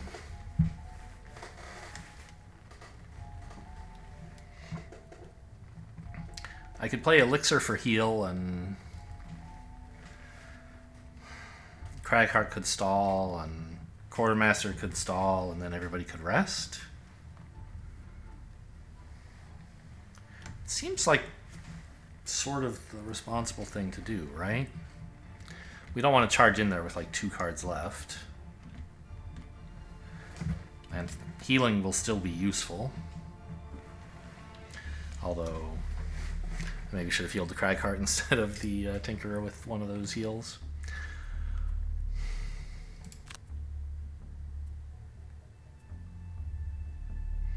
Yeah, I think we're just going to chill out here for one turn.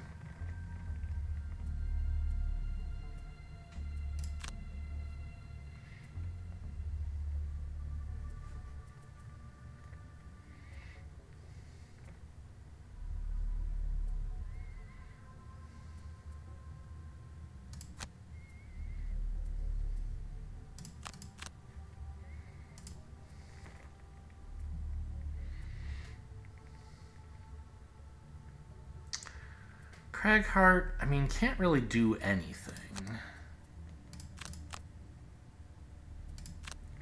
So I think he's just going to like play 2 cards to stall.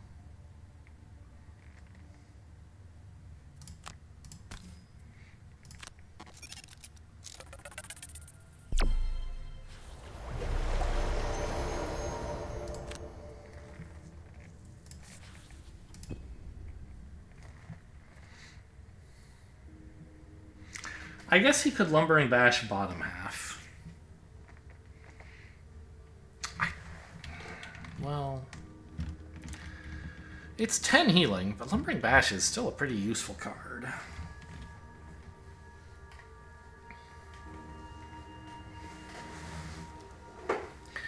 I assume there are still going to be like snakes and oozes and demons in the next room.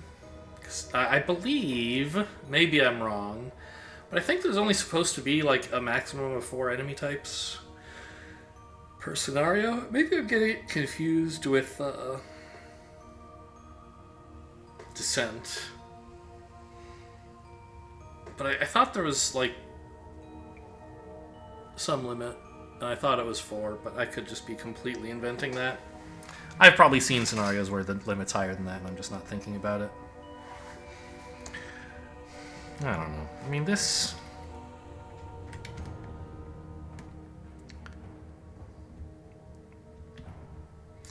It would simplify things. I'd start next turn. I'd long rest, so I'd pick up like 6 health before charging into the room, right? Which I could fit.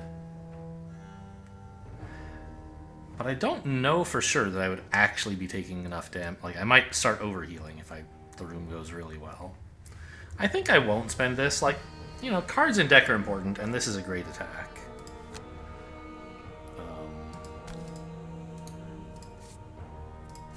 Does it generate? No, it doesn't generate Earth if I can't move or attack, sadly. Just wondering.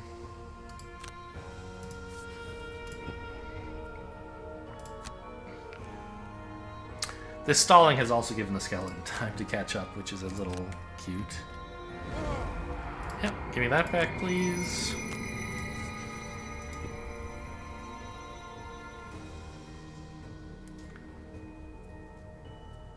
I think, though, that the Tinkerer can afford to short rest.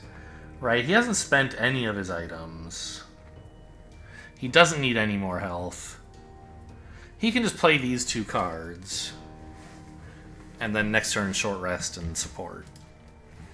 I mean, I guess you're in a similar position, right? You don't need to do anything. You're just waiting for Cragheart to feel happy about going into the room. So he's going to long rest. Everyone else is going to keep stalling. Feels kind of silly. But Cragheart really is the anchor for this team. And right now he's injured.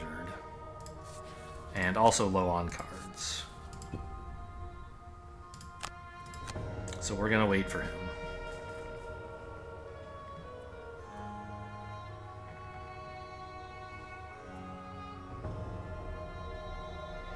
I don't really think I need Crushing Grasp. I assume the Quartermaster can manage to loot everything. And if he can't, the Tinkerer has some emergency loots. Round 18 already!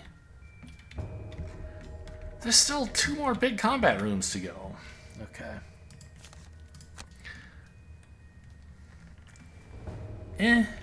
I would like to give this burned card back to the Cragheart, but there's a lot of other good stuff in here. I'll just get rid of that.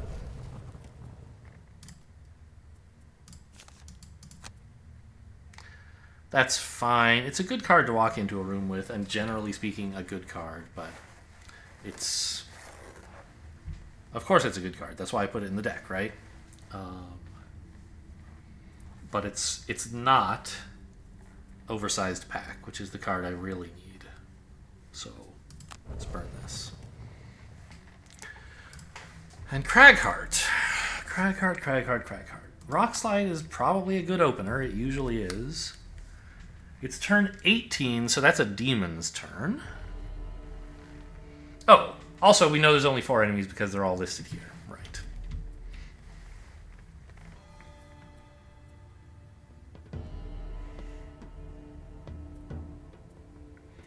And what move shall I make?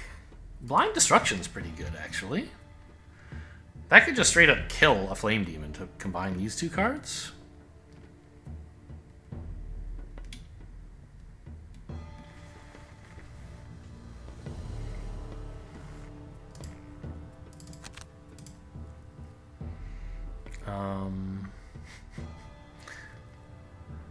The problem is, I don't actually have cards to play for the Quartermaster, really.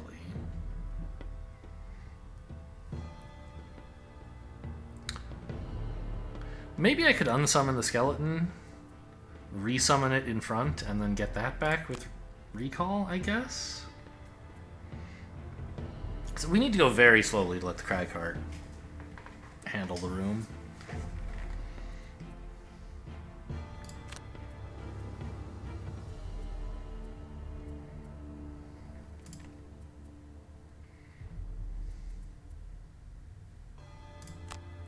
Don't you dare.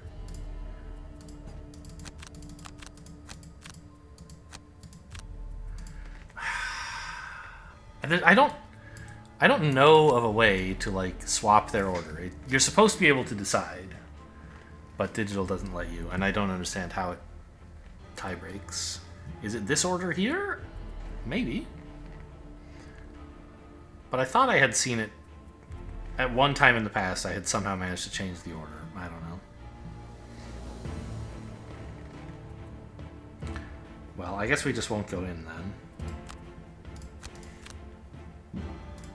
Get healed again? And again?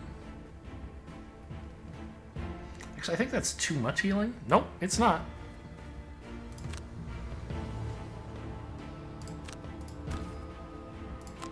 This guy can just soak up health like a sponge.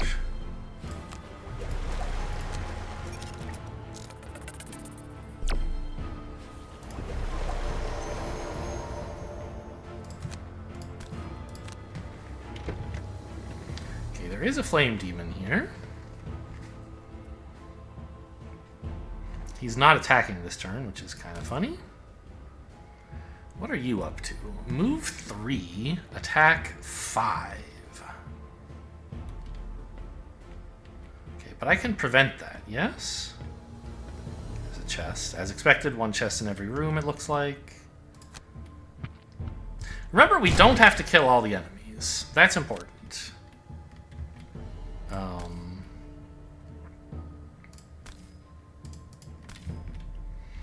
We could just grab this and run, but I don't think we're quite in that position. I think, like, emptying out this room sort of makes some sense, but maybe not. Maybe not. Maybe I should get going.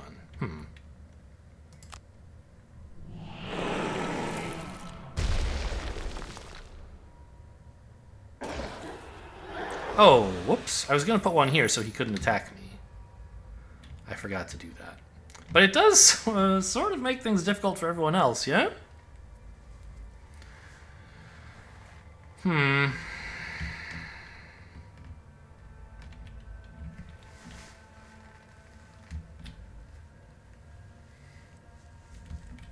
I want to put one here as well so he can't go track down the rest of the team. Let me just re-aim that rock. Or put down a third rock, I guess I should say.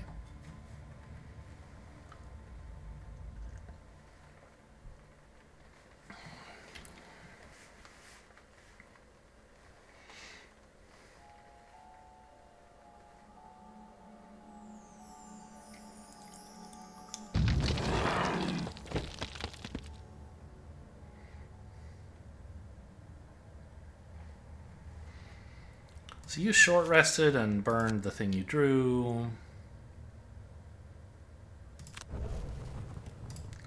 You short rested and burned the thing you drew.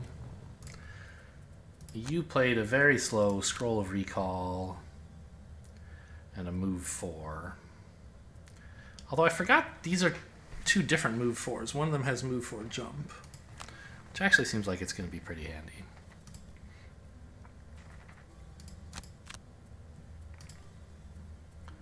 And you just did some healing with Elixir? Yes.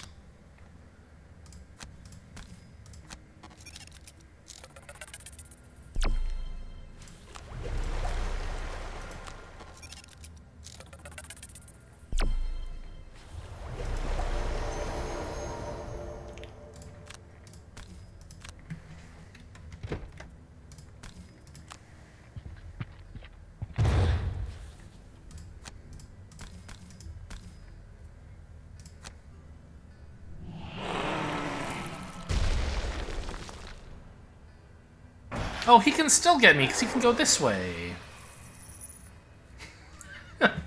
Okay, well, whatever. Yeah, this guy's dead now.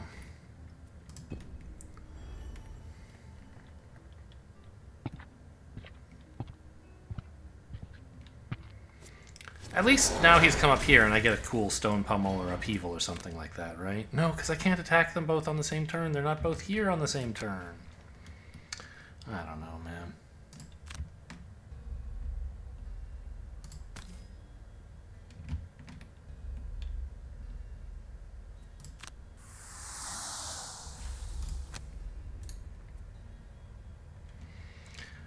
I think it's fair to say this skeleton is never going anywhere.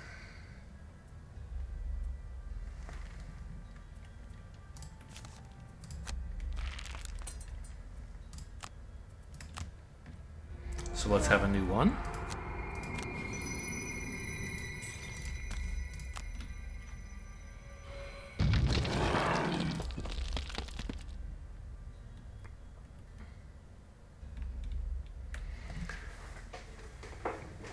And, I don't know. How hard would it be to just flee?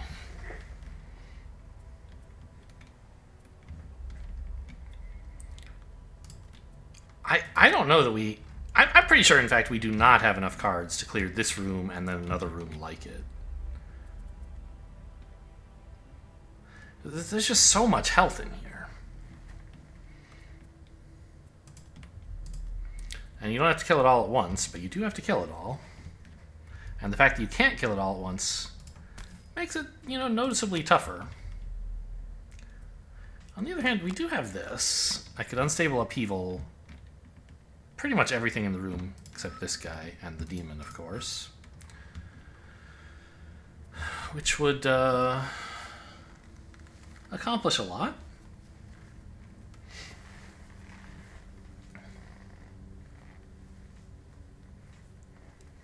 And if we could actually clear just this one room, I think it should be a piece of cake to steal the last one, right? I assume there's one bit of loot in here somewhere, and like the room has no enemies, just like the last one. And then up here, there's some loot that you like have to work to get to or something. Should be no problem to steal one piece. And I think we can clear this room, even though we can't do two rooms like it.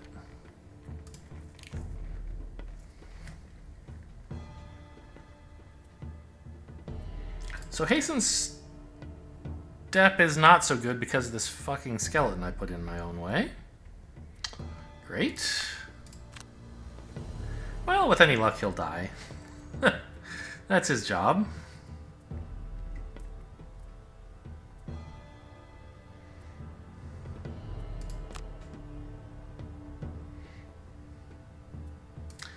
I might actually move slowly on purpose to make sure he dies. No, that's stupid. Moving over here and attacking this guy is fine. Or like using the bow top half.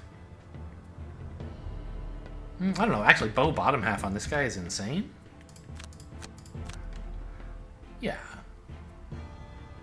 But then Hasten Step isn't doing anything this way, right? I'm using it for move, which I guess is okay. I'm using it for initiative to make sure the bow goes off. And that the skeleton goes off as well. That's fine. Now I have a... Yeah, stun shot is my jump. Do I need a jump? I don't think so. I would rather have stun shot if I can play something else as my move. Ink bomb. 1, 2, 3, 4. Now I'm in range to stun shot whatever I need to. Seems good. Okay.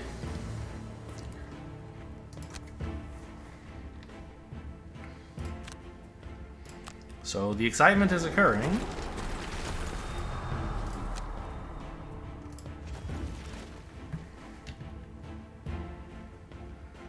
Oh, you guys are splitting. That's great.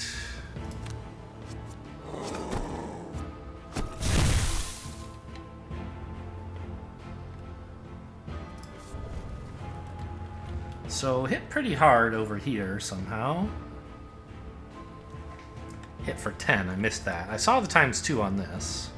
Must have also been a ×2 and then some here. No, just a ×2, because I attacked for 5 doubled, sure.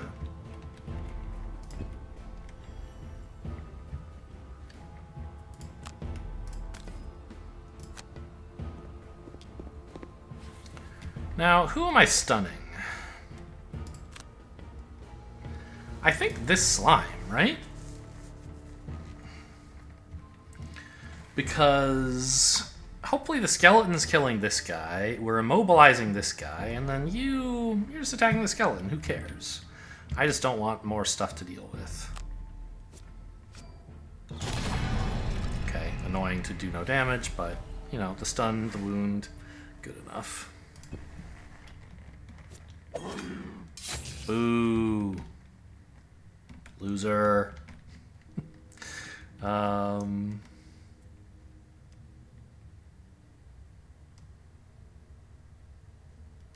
Well...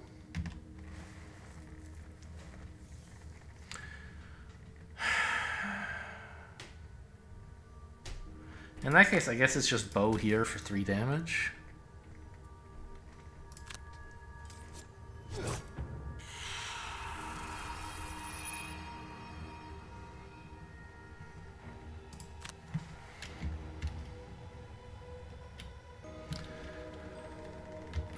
And then I don't... Is it really good to stand here? I think it's okay. These guys are going to split up their attacks. Yeah. This seems good. It leaves me close enough that I can loot this in the future. You're going to attack me. You're going to attack the skeleton. So we each get poisoned, but none of us takes extra damage from being attacked while poisoned.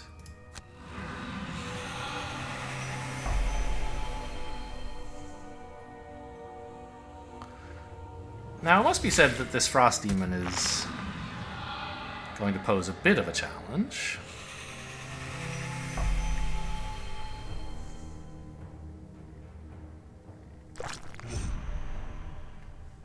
Also, these 2 rocks definitely did not work out. As I realized shortly after I threw them, he could just come get me. And now they're sort of in the Tinkerer's way. But they're also not, like, a huge problem.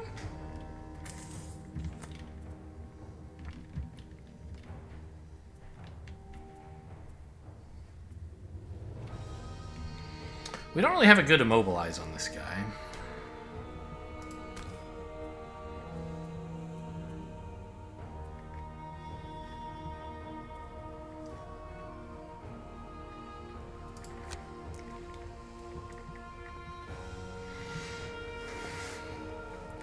Also, I guess these guys only move every other turn, making it even better than usual to run from them.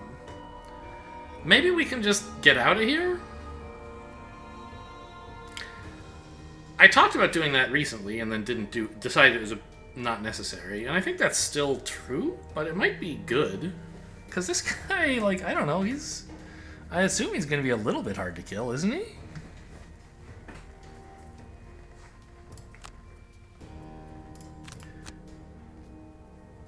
I think the Quartermaster is just going to, like, stand here. I don't know. I mean, I guess I have Brutal Momentum is a pretty cool attack.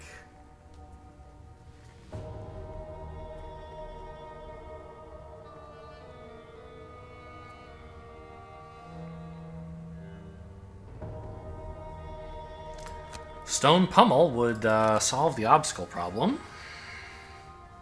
If I play it bottom half. A little bit dicey in terms of cards remaining, but I think it will be helpful. Hopefully. Should be fun anyway. And we have plenty of other people to finish the mission if the Cragheart burns himself out too soon.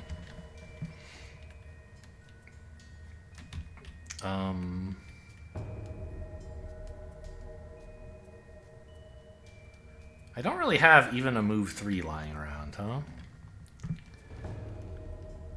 So maybe it's just like...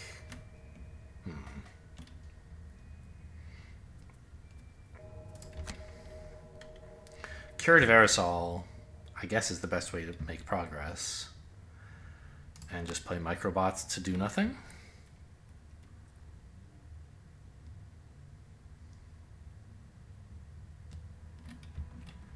Wait, what's the range on Aerosol? 1. Yeah, that's what I thought. So I can't, like, I'd like to get a bunch of healing on the Cragheart, basically. Oh, I do have... Right, I have boots to jump. But that's still not really enough to get anywhere useful. What I needed is a bigger move, and I'm not going to spend microbots on it. Well, I will, but I won't burn it. I'll just play it as a move too. Oh, you're not attacking. I love that.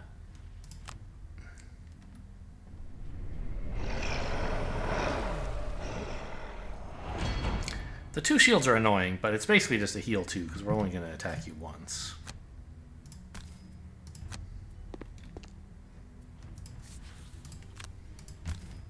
Remember, we can move through the slime because it's not actually here.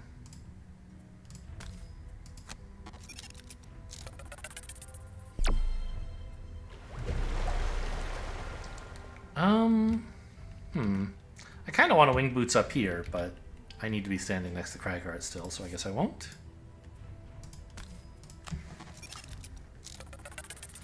Well, I could have healed the Tinkerer, but it's only worth 1 healing if I do that, and plus I want to be on the gold. So Cragheart, I think this could be a fun thing to do.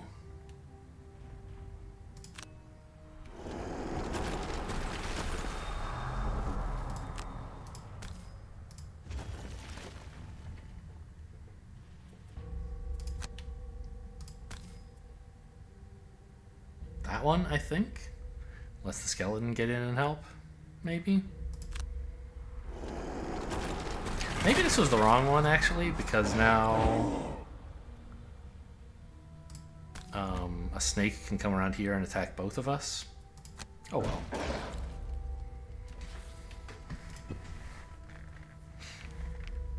Oh! Alright, I forgot about that. Sure. I mean, destroying the obstacle didn't matter there. The skeleton could have gone this way if I had left the obstacle in.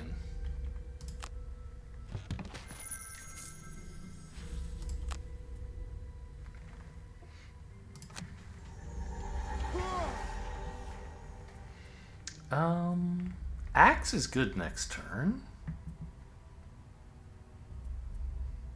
Anything else? Hastened Step is also okay, but I think the axe is better, right? Yeah.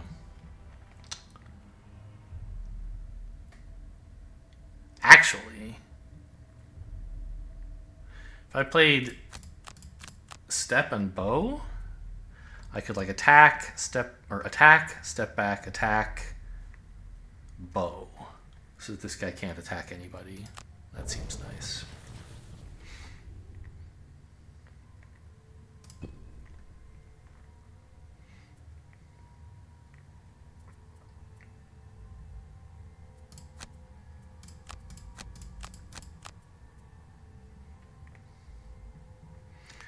Oh, I don't know. I think I'm just punching this guy. So I might as well do it quickly. And I'm not sure who I'm using Disintegration Beam on, but maybe him, maybe him. Sort of depends how things go.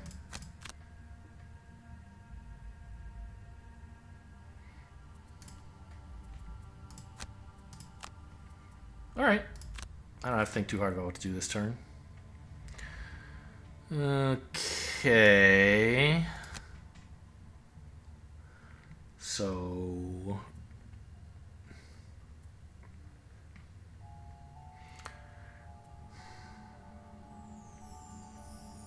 well, I'll immobilize you, which I guess will make the Cragheart's life a little bit easier. Not a lot, but a little.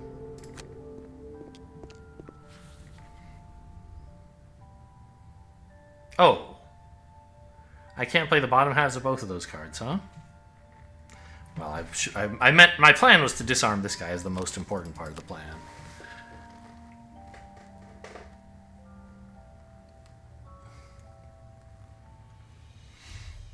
But I thought I could somehow do both of them. Since I can't, I'll just disarm the snake and then attack somebody for 2. I guess the ooze.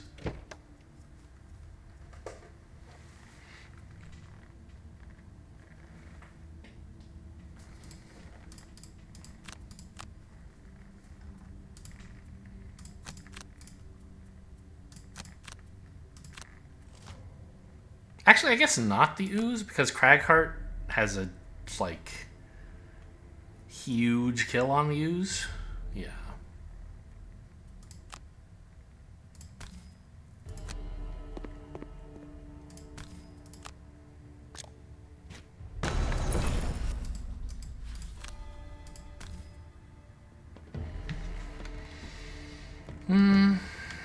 I mean, we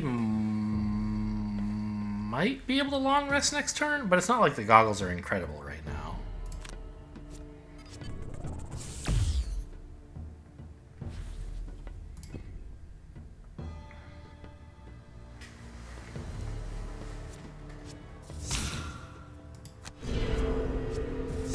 Jeez.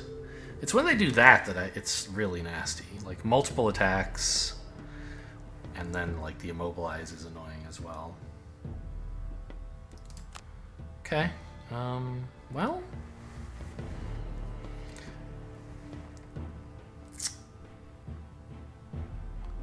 I guess I don't know. The elite's kind of in the way of the potential escape that we have going, I guess. Let's just leave this guy alone. Nice hit.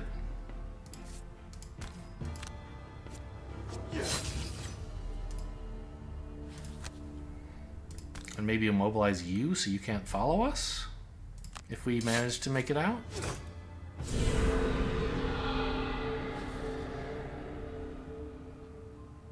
Poison. Oh, no, you're not poison. So maybe actually what I should have done, I'm not going to roll this back, but maybe I should have bowed this guy first to get the poison in, and then made the double attack. I think that probably was better.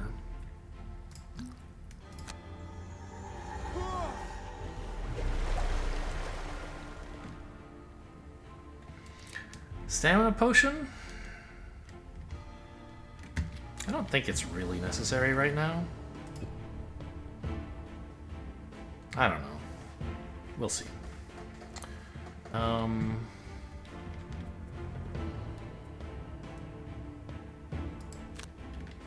Let's do this first.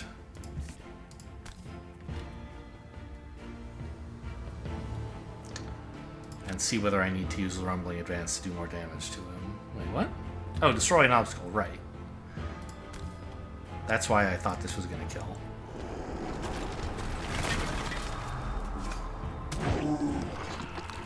Good. Now I don't have to Rumbling Advance. Could just get going. We don't think there's going to be anything in here, right? Pretty expensive to be wrong about that, though.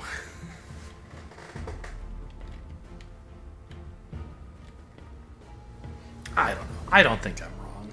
Crackheart has a lot of health. Let's go.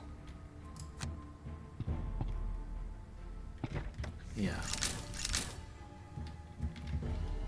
Oh, I see. That's difficult terrain. That's why I can't move on it? Okay.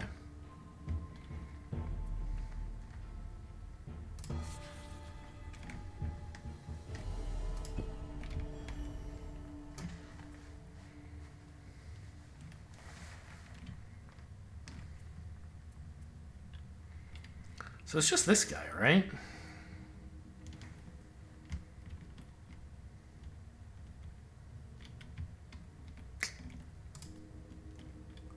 Cragheart can just punch this guy for an obvious easy kill.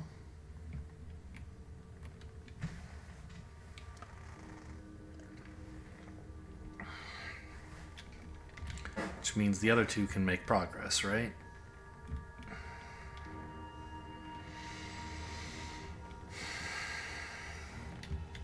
Seven damage for a trap is quite a lot. I think it's just like, you know, the damage that traps do is based on your party level, in the same way that the monster level and the gold pile size is based on your party level. But traps scale twice as quickly as gold does, I think. So like every 2 times trap damage goes up, gold size goes up. So I think this is just like our first scenario where trap damage has made it from 6 to 7. Not some special feature of this map.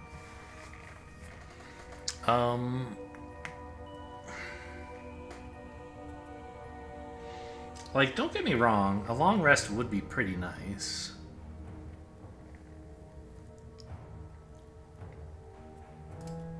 And the Tinkerer could just short rest. I think we can do that. Fine.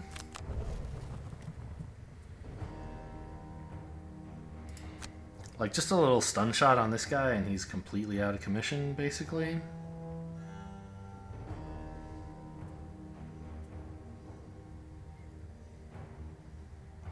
Or maybe better would be disintegration beam him, and then next turn I can net shooter this guy.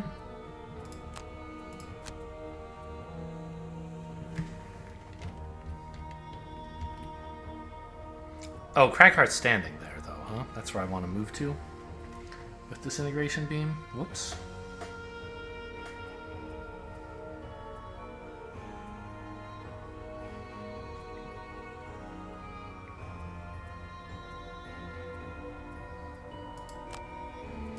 I have stun shot as my move forward jump. 1, 2, 3. Can't get to here though because the last move in a jump is counted as a normal move, so it costs 2 move to move onto difficult terrain.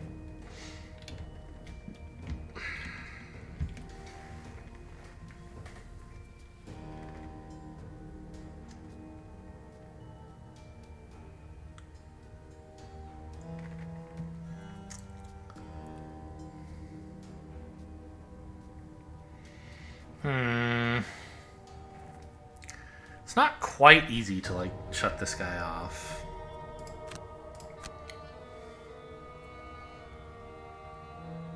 Stun shot is the way to do it, but then I don't really have much of a move.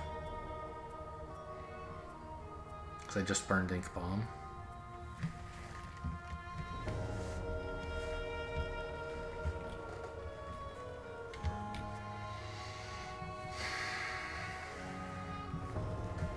Well, I guess Disintegration Beam would be one way to turn him off, wouldn't it? Just melt him. Stun shot for initiative and move. Seems okay. Yeah, why not? And then you can have a long rest as well.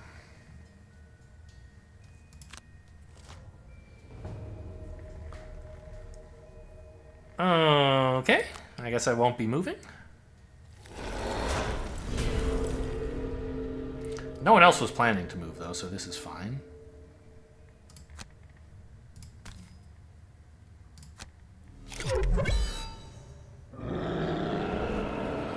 Feels kind of stupid to use Disintegration Beam for 4 damage, but Tinkerer doesn't have a lot of ways to do 4 damage, really.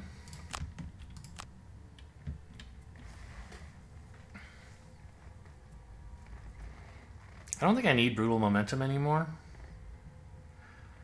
We just want ways to, like, disable enemies and move, basically. When did I burn Crushing Grasp? Oh, I decided I had enough loots. That's true. That's not wrong.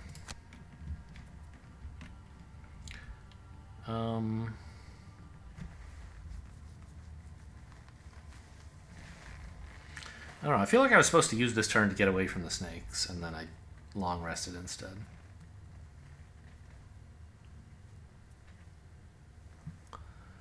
Move 4 jump is nice. I need the oversized pack.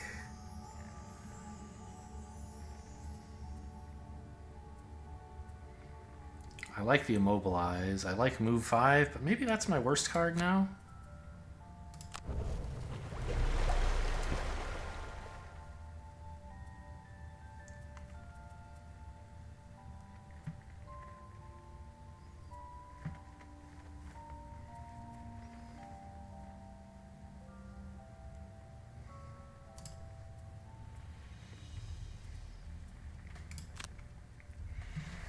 So I can jump over this snake after using an axe to damage everybody, I guess?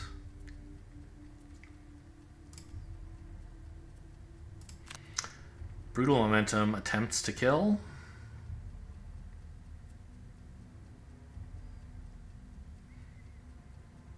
I mean, I guess it guarantees a kill, it's just not necessarily going to be fast enough.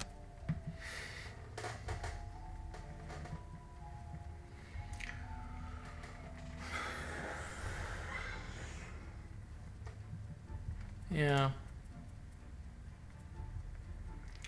Curative Aerosol is nice, but I kind of want to go slowly with it.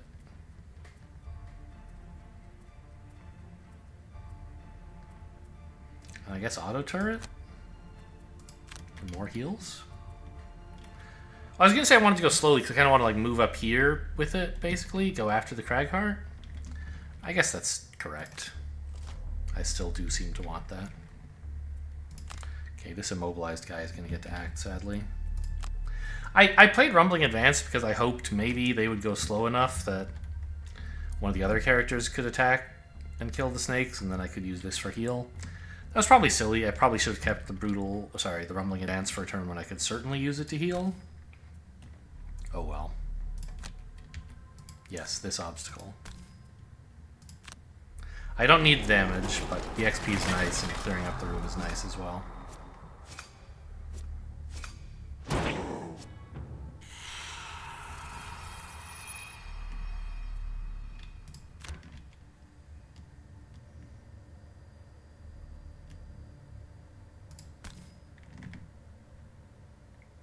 I don't have any jumps left, but I do have Rock Slide. Okay.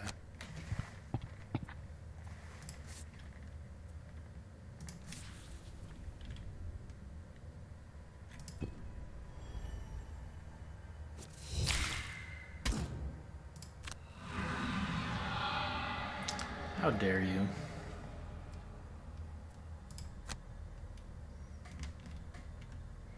I wanted to apply a bunch of heals to you, but I also wanted to move forward.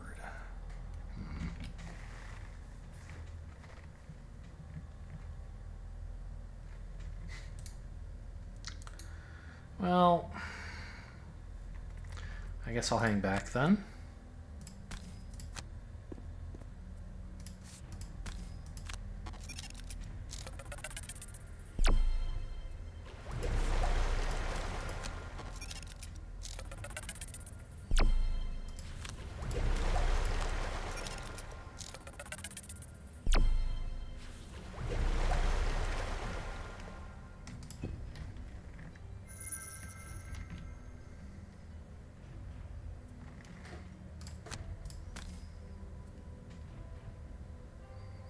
Move 4 versus move 4 jump, there's no difference right now. This does more damage.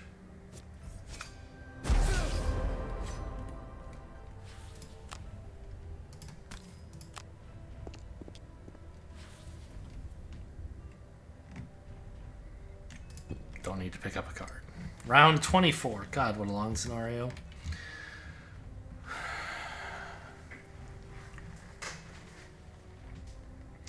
Maybe I should have ended my turn here so I could... Oh, no, this guy doesn't even exist. Get out of here. Okay. I mean, Ether is the only top half card that matters right now.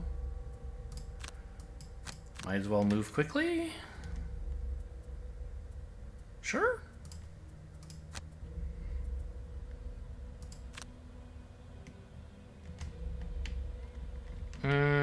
So the point of Rock Slide is it can get me all the way over here. 1, 2, 3. It's like a move 4, basically. But this is a move 4 that generates Earth, but also damages you. I'm really slow. Yeah, I really wish I had kept Rumbling Advance for this turn. Very optimistic not to. But I guess, I mean, I don't know. At least I can move slowly enough on this character. Don't really have any moves, huh? I gotta get over this way, but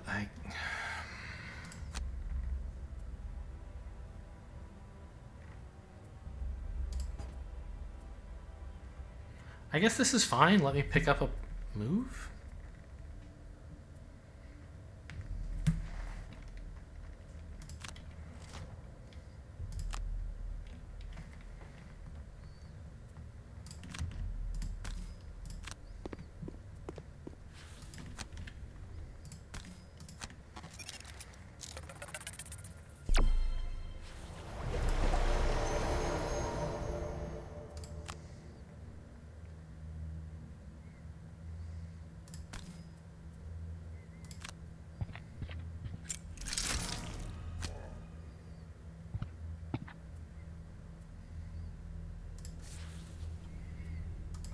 And now I just do this to generate earth, basically. I think that works.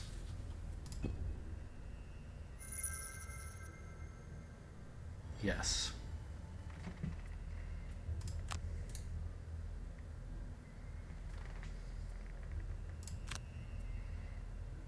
Okay, let's get back the skeleton ring, the ring of skulls.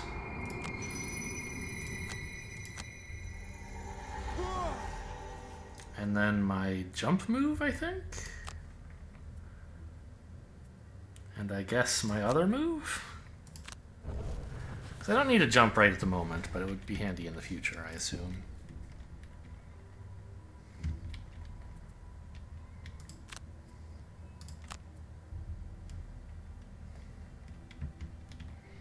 I don't like this guy. I think I'm just gonna hook gun him. I could immobilize him with crippling bow, but we want to get moving, right? Like this.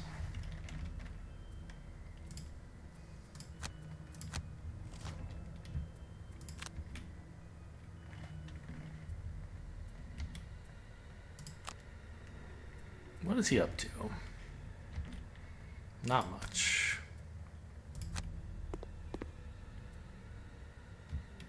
You know, might as well grab this gold. Makes me a tiny bit further from the objective, but I don't think we need the Tinkerer at the objective, really.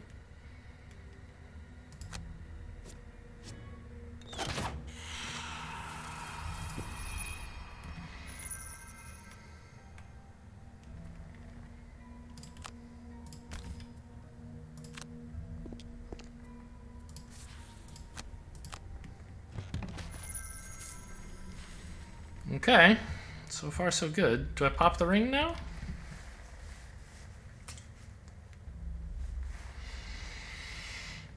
Could be helpful. The other thing is a move 4 jump and a loot 2 on the next turn should win, right? 1, 2, 3, 4. I mean, I can get to anywhere in the room. Yeah, so let's pop the stamina potion, first of all, to take back oversized pack.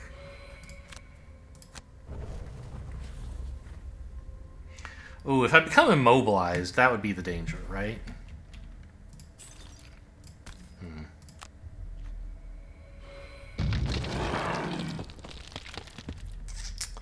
Well, so I guess that means I should let you open the door, right? Because then there's no chance that the Cragheart wakes up an enemy who immobilizes you. There is some danger that, like, every hex within 2 of the treasure is covered by enemies and or obstacles, therefore I can't move there. That seems unlikely. But it is a possibility, I guess. Let's take out...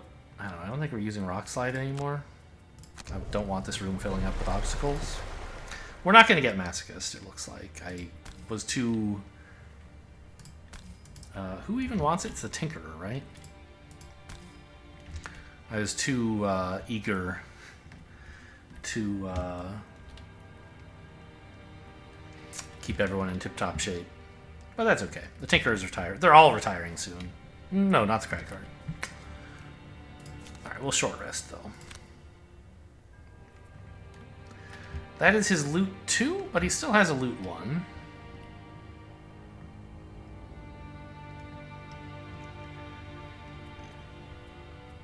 And I think what I need more is, like, the move 4 jump. So yeah, we'll burn this.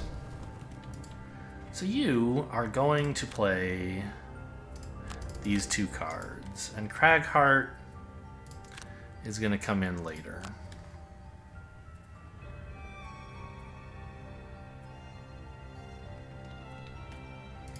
And you, honestly, like... I should have kept the loot, too, to pick up these 2 gold. I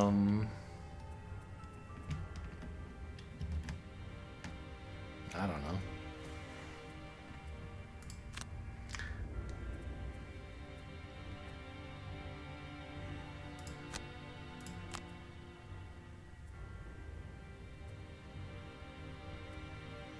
Start generating XP. Top half XP, I guess.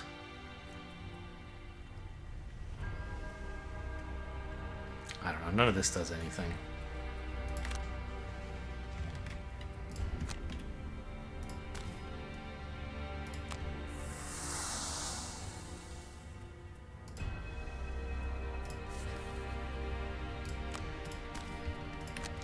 He was hoping there's no disaster in the last room, and I'm burning the Tinkerer's cards just to get XP. If I somehow need him, I'll be very embarrassed.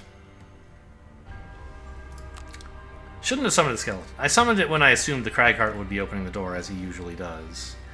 Given that we have the Quartermaster doing it, we should have waited to see what the room was like. You reach the fort's center with a stack of old journals under your arm. Scanning the floor, you see one more book lying precariously close to a flame demon. You also notice, however, an altar in the middle of the room, slowly pulsing with an odd energy. You study it for a second, realizing that it seems to be pulsing at the same frequency that the building is oscillating between planes. Perhaps if you could destroy it, you could ground the fort in your own plane. Uh-oh. Well, wait, it hasn't given me a new objective, and this is just an obstacle. It seems like we're still winning here? I'm going to actually check the scenario book real quick, just in case.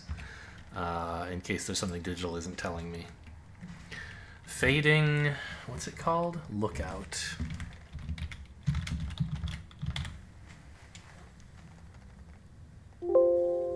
What? Doesn't exist?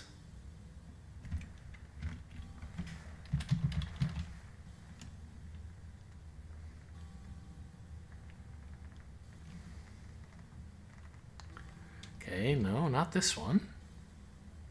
Huh. It's not in the scenario book. Very weird. Okay, well.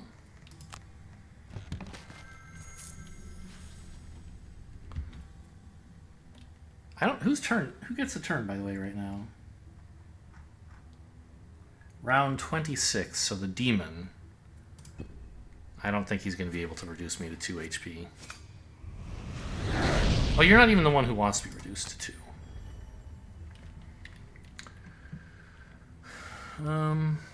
Yeah. Can't get to the Tinkerer. Oh wow, I could even get up here, huh?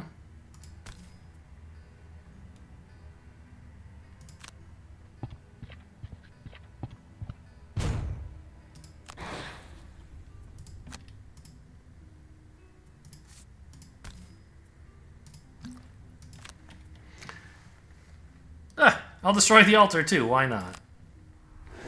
It told me to destroy the altar, and so here I am destroying it. 13! That's 18 before shields. Okay. Just in case destroying the altar was important. Grab the last book and then smash the altar. You're right, I did do that. All the monsters are sucked into another plane, and the fort falls silent, no longer fading in and out. You gather all the books and head back down to the ground floor to study them. They're mostly useless, but one of the books is exactly what you are looking for. A journal of a young girl who was in the fort when it was changed. The text is old and the pages crumble, but you are able to make out some of the details. The girl, Eva, and many others fled from their city of Eastport when a horde of demons invaded. She expresses some confusion over exactly where the demons came from, but the details of the many horrors she witnessed are very clear. Many of her friends were torn apart or eaten alive. One of the head researchers of Eastport's academy gathered all the survivors he could find and fled the city, hoping to hide out in this fort. When it was clear that the demons had followed them and they had nowhere else to run, the researcher sent them all down to the hidden basement and attempted to perform an interplanar ritual to save them. You closed the journal. He wanted to escape the demons by transporting the entire fort to another plane. But it's evident that one way or another, the ritual went horribly wrong. The only thing left to do is investigate this hidden basement. Okay, so Tinkerer didn't get his battle goal. You know, in retrospect, the Tinkerer is kind of equipped with a lot of healing, and I tend to want to use it, so maybe this would have been... I forget what the other battle goal was. It seemed impossible for some reason. But overall, I'd say the combat went well. The oversized pack was very useful. Made it easy for the Quartermaster to get all the chests. Very good. Just one more scenario until they both retire. Leaving Craghart to shepherd a pack of newbies, I guess.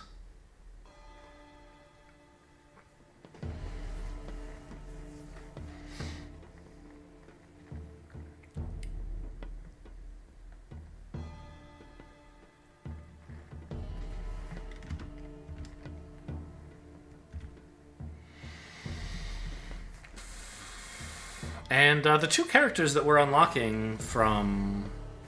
Hang on. Can you guys see that little spinny...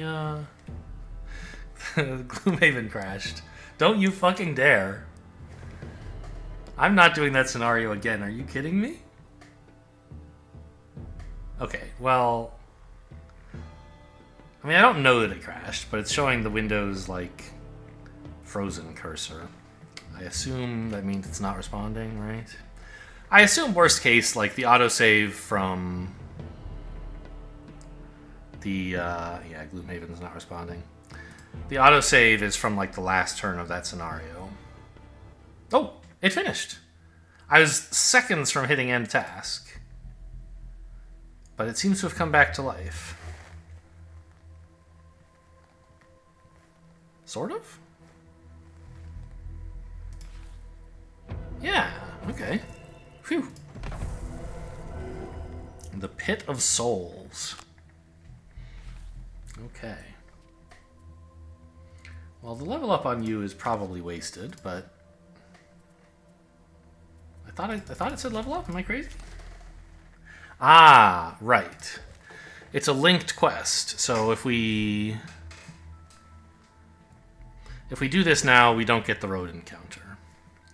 Oh, Craghart wants to do side scenarios, doesn't he? Yeah. Was this last one a side scenario? I just want to look at it. You don't have to. You don't have to let me go. I think it probably. No, this one. It probably is. Probably is a side quest. Because I think he was at 2, wasn't he? Okay, we are allowed to put in perks without having to go back to town. I think we'll just head in. I want to bring these same people. The level up is whatever, right? No, I wanted to go back to buy a better sticker. Yeah, let's go back to Gloomhaven, actually. I don't mind road encounters that much.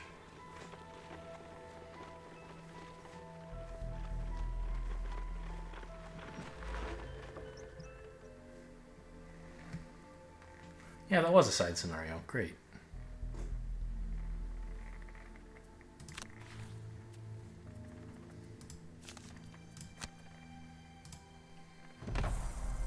Side pouch. Adjacent ally may refresh all their spent and consumed items. Okay. Or move and loot. Oh, that's useful. Giant club. Attack 5 or attack 3 muddle. I'll take the club, please. And 2 perks.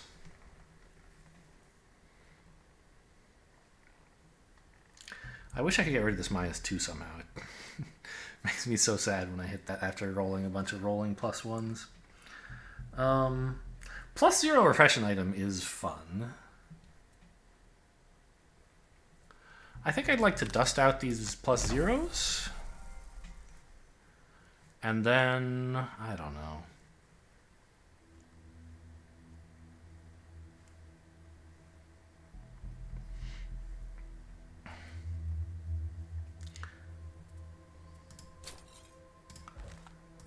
I think I'll just take refresh an item. Maybe we'll get to see it go off once. Could be fun. And did someone else have something going on?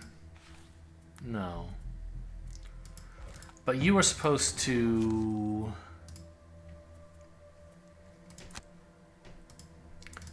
sell the Bless and buy a Strengthen. Oh, it's 120. I thought it was just 100 somehow. Oh, it's more because there's another sticker on this. Well, I'm glad we had the money.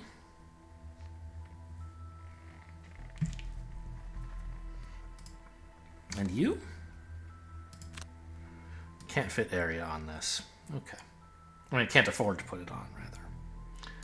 All right, well, tomorrow is going to be a big day for us. If things don't go disastrously badly, we should be retiring the Tinkerer and the Quartermaster and seeing 2 new classes that I've never seen before. Eclipse, whatever that is, and the other one is the music note, right? The bard of some sort, I assume? Great. But that'll be tomorrow. Hope you guys enjoyed. Thanks for watching, and I'll see you next time.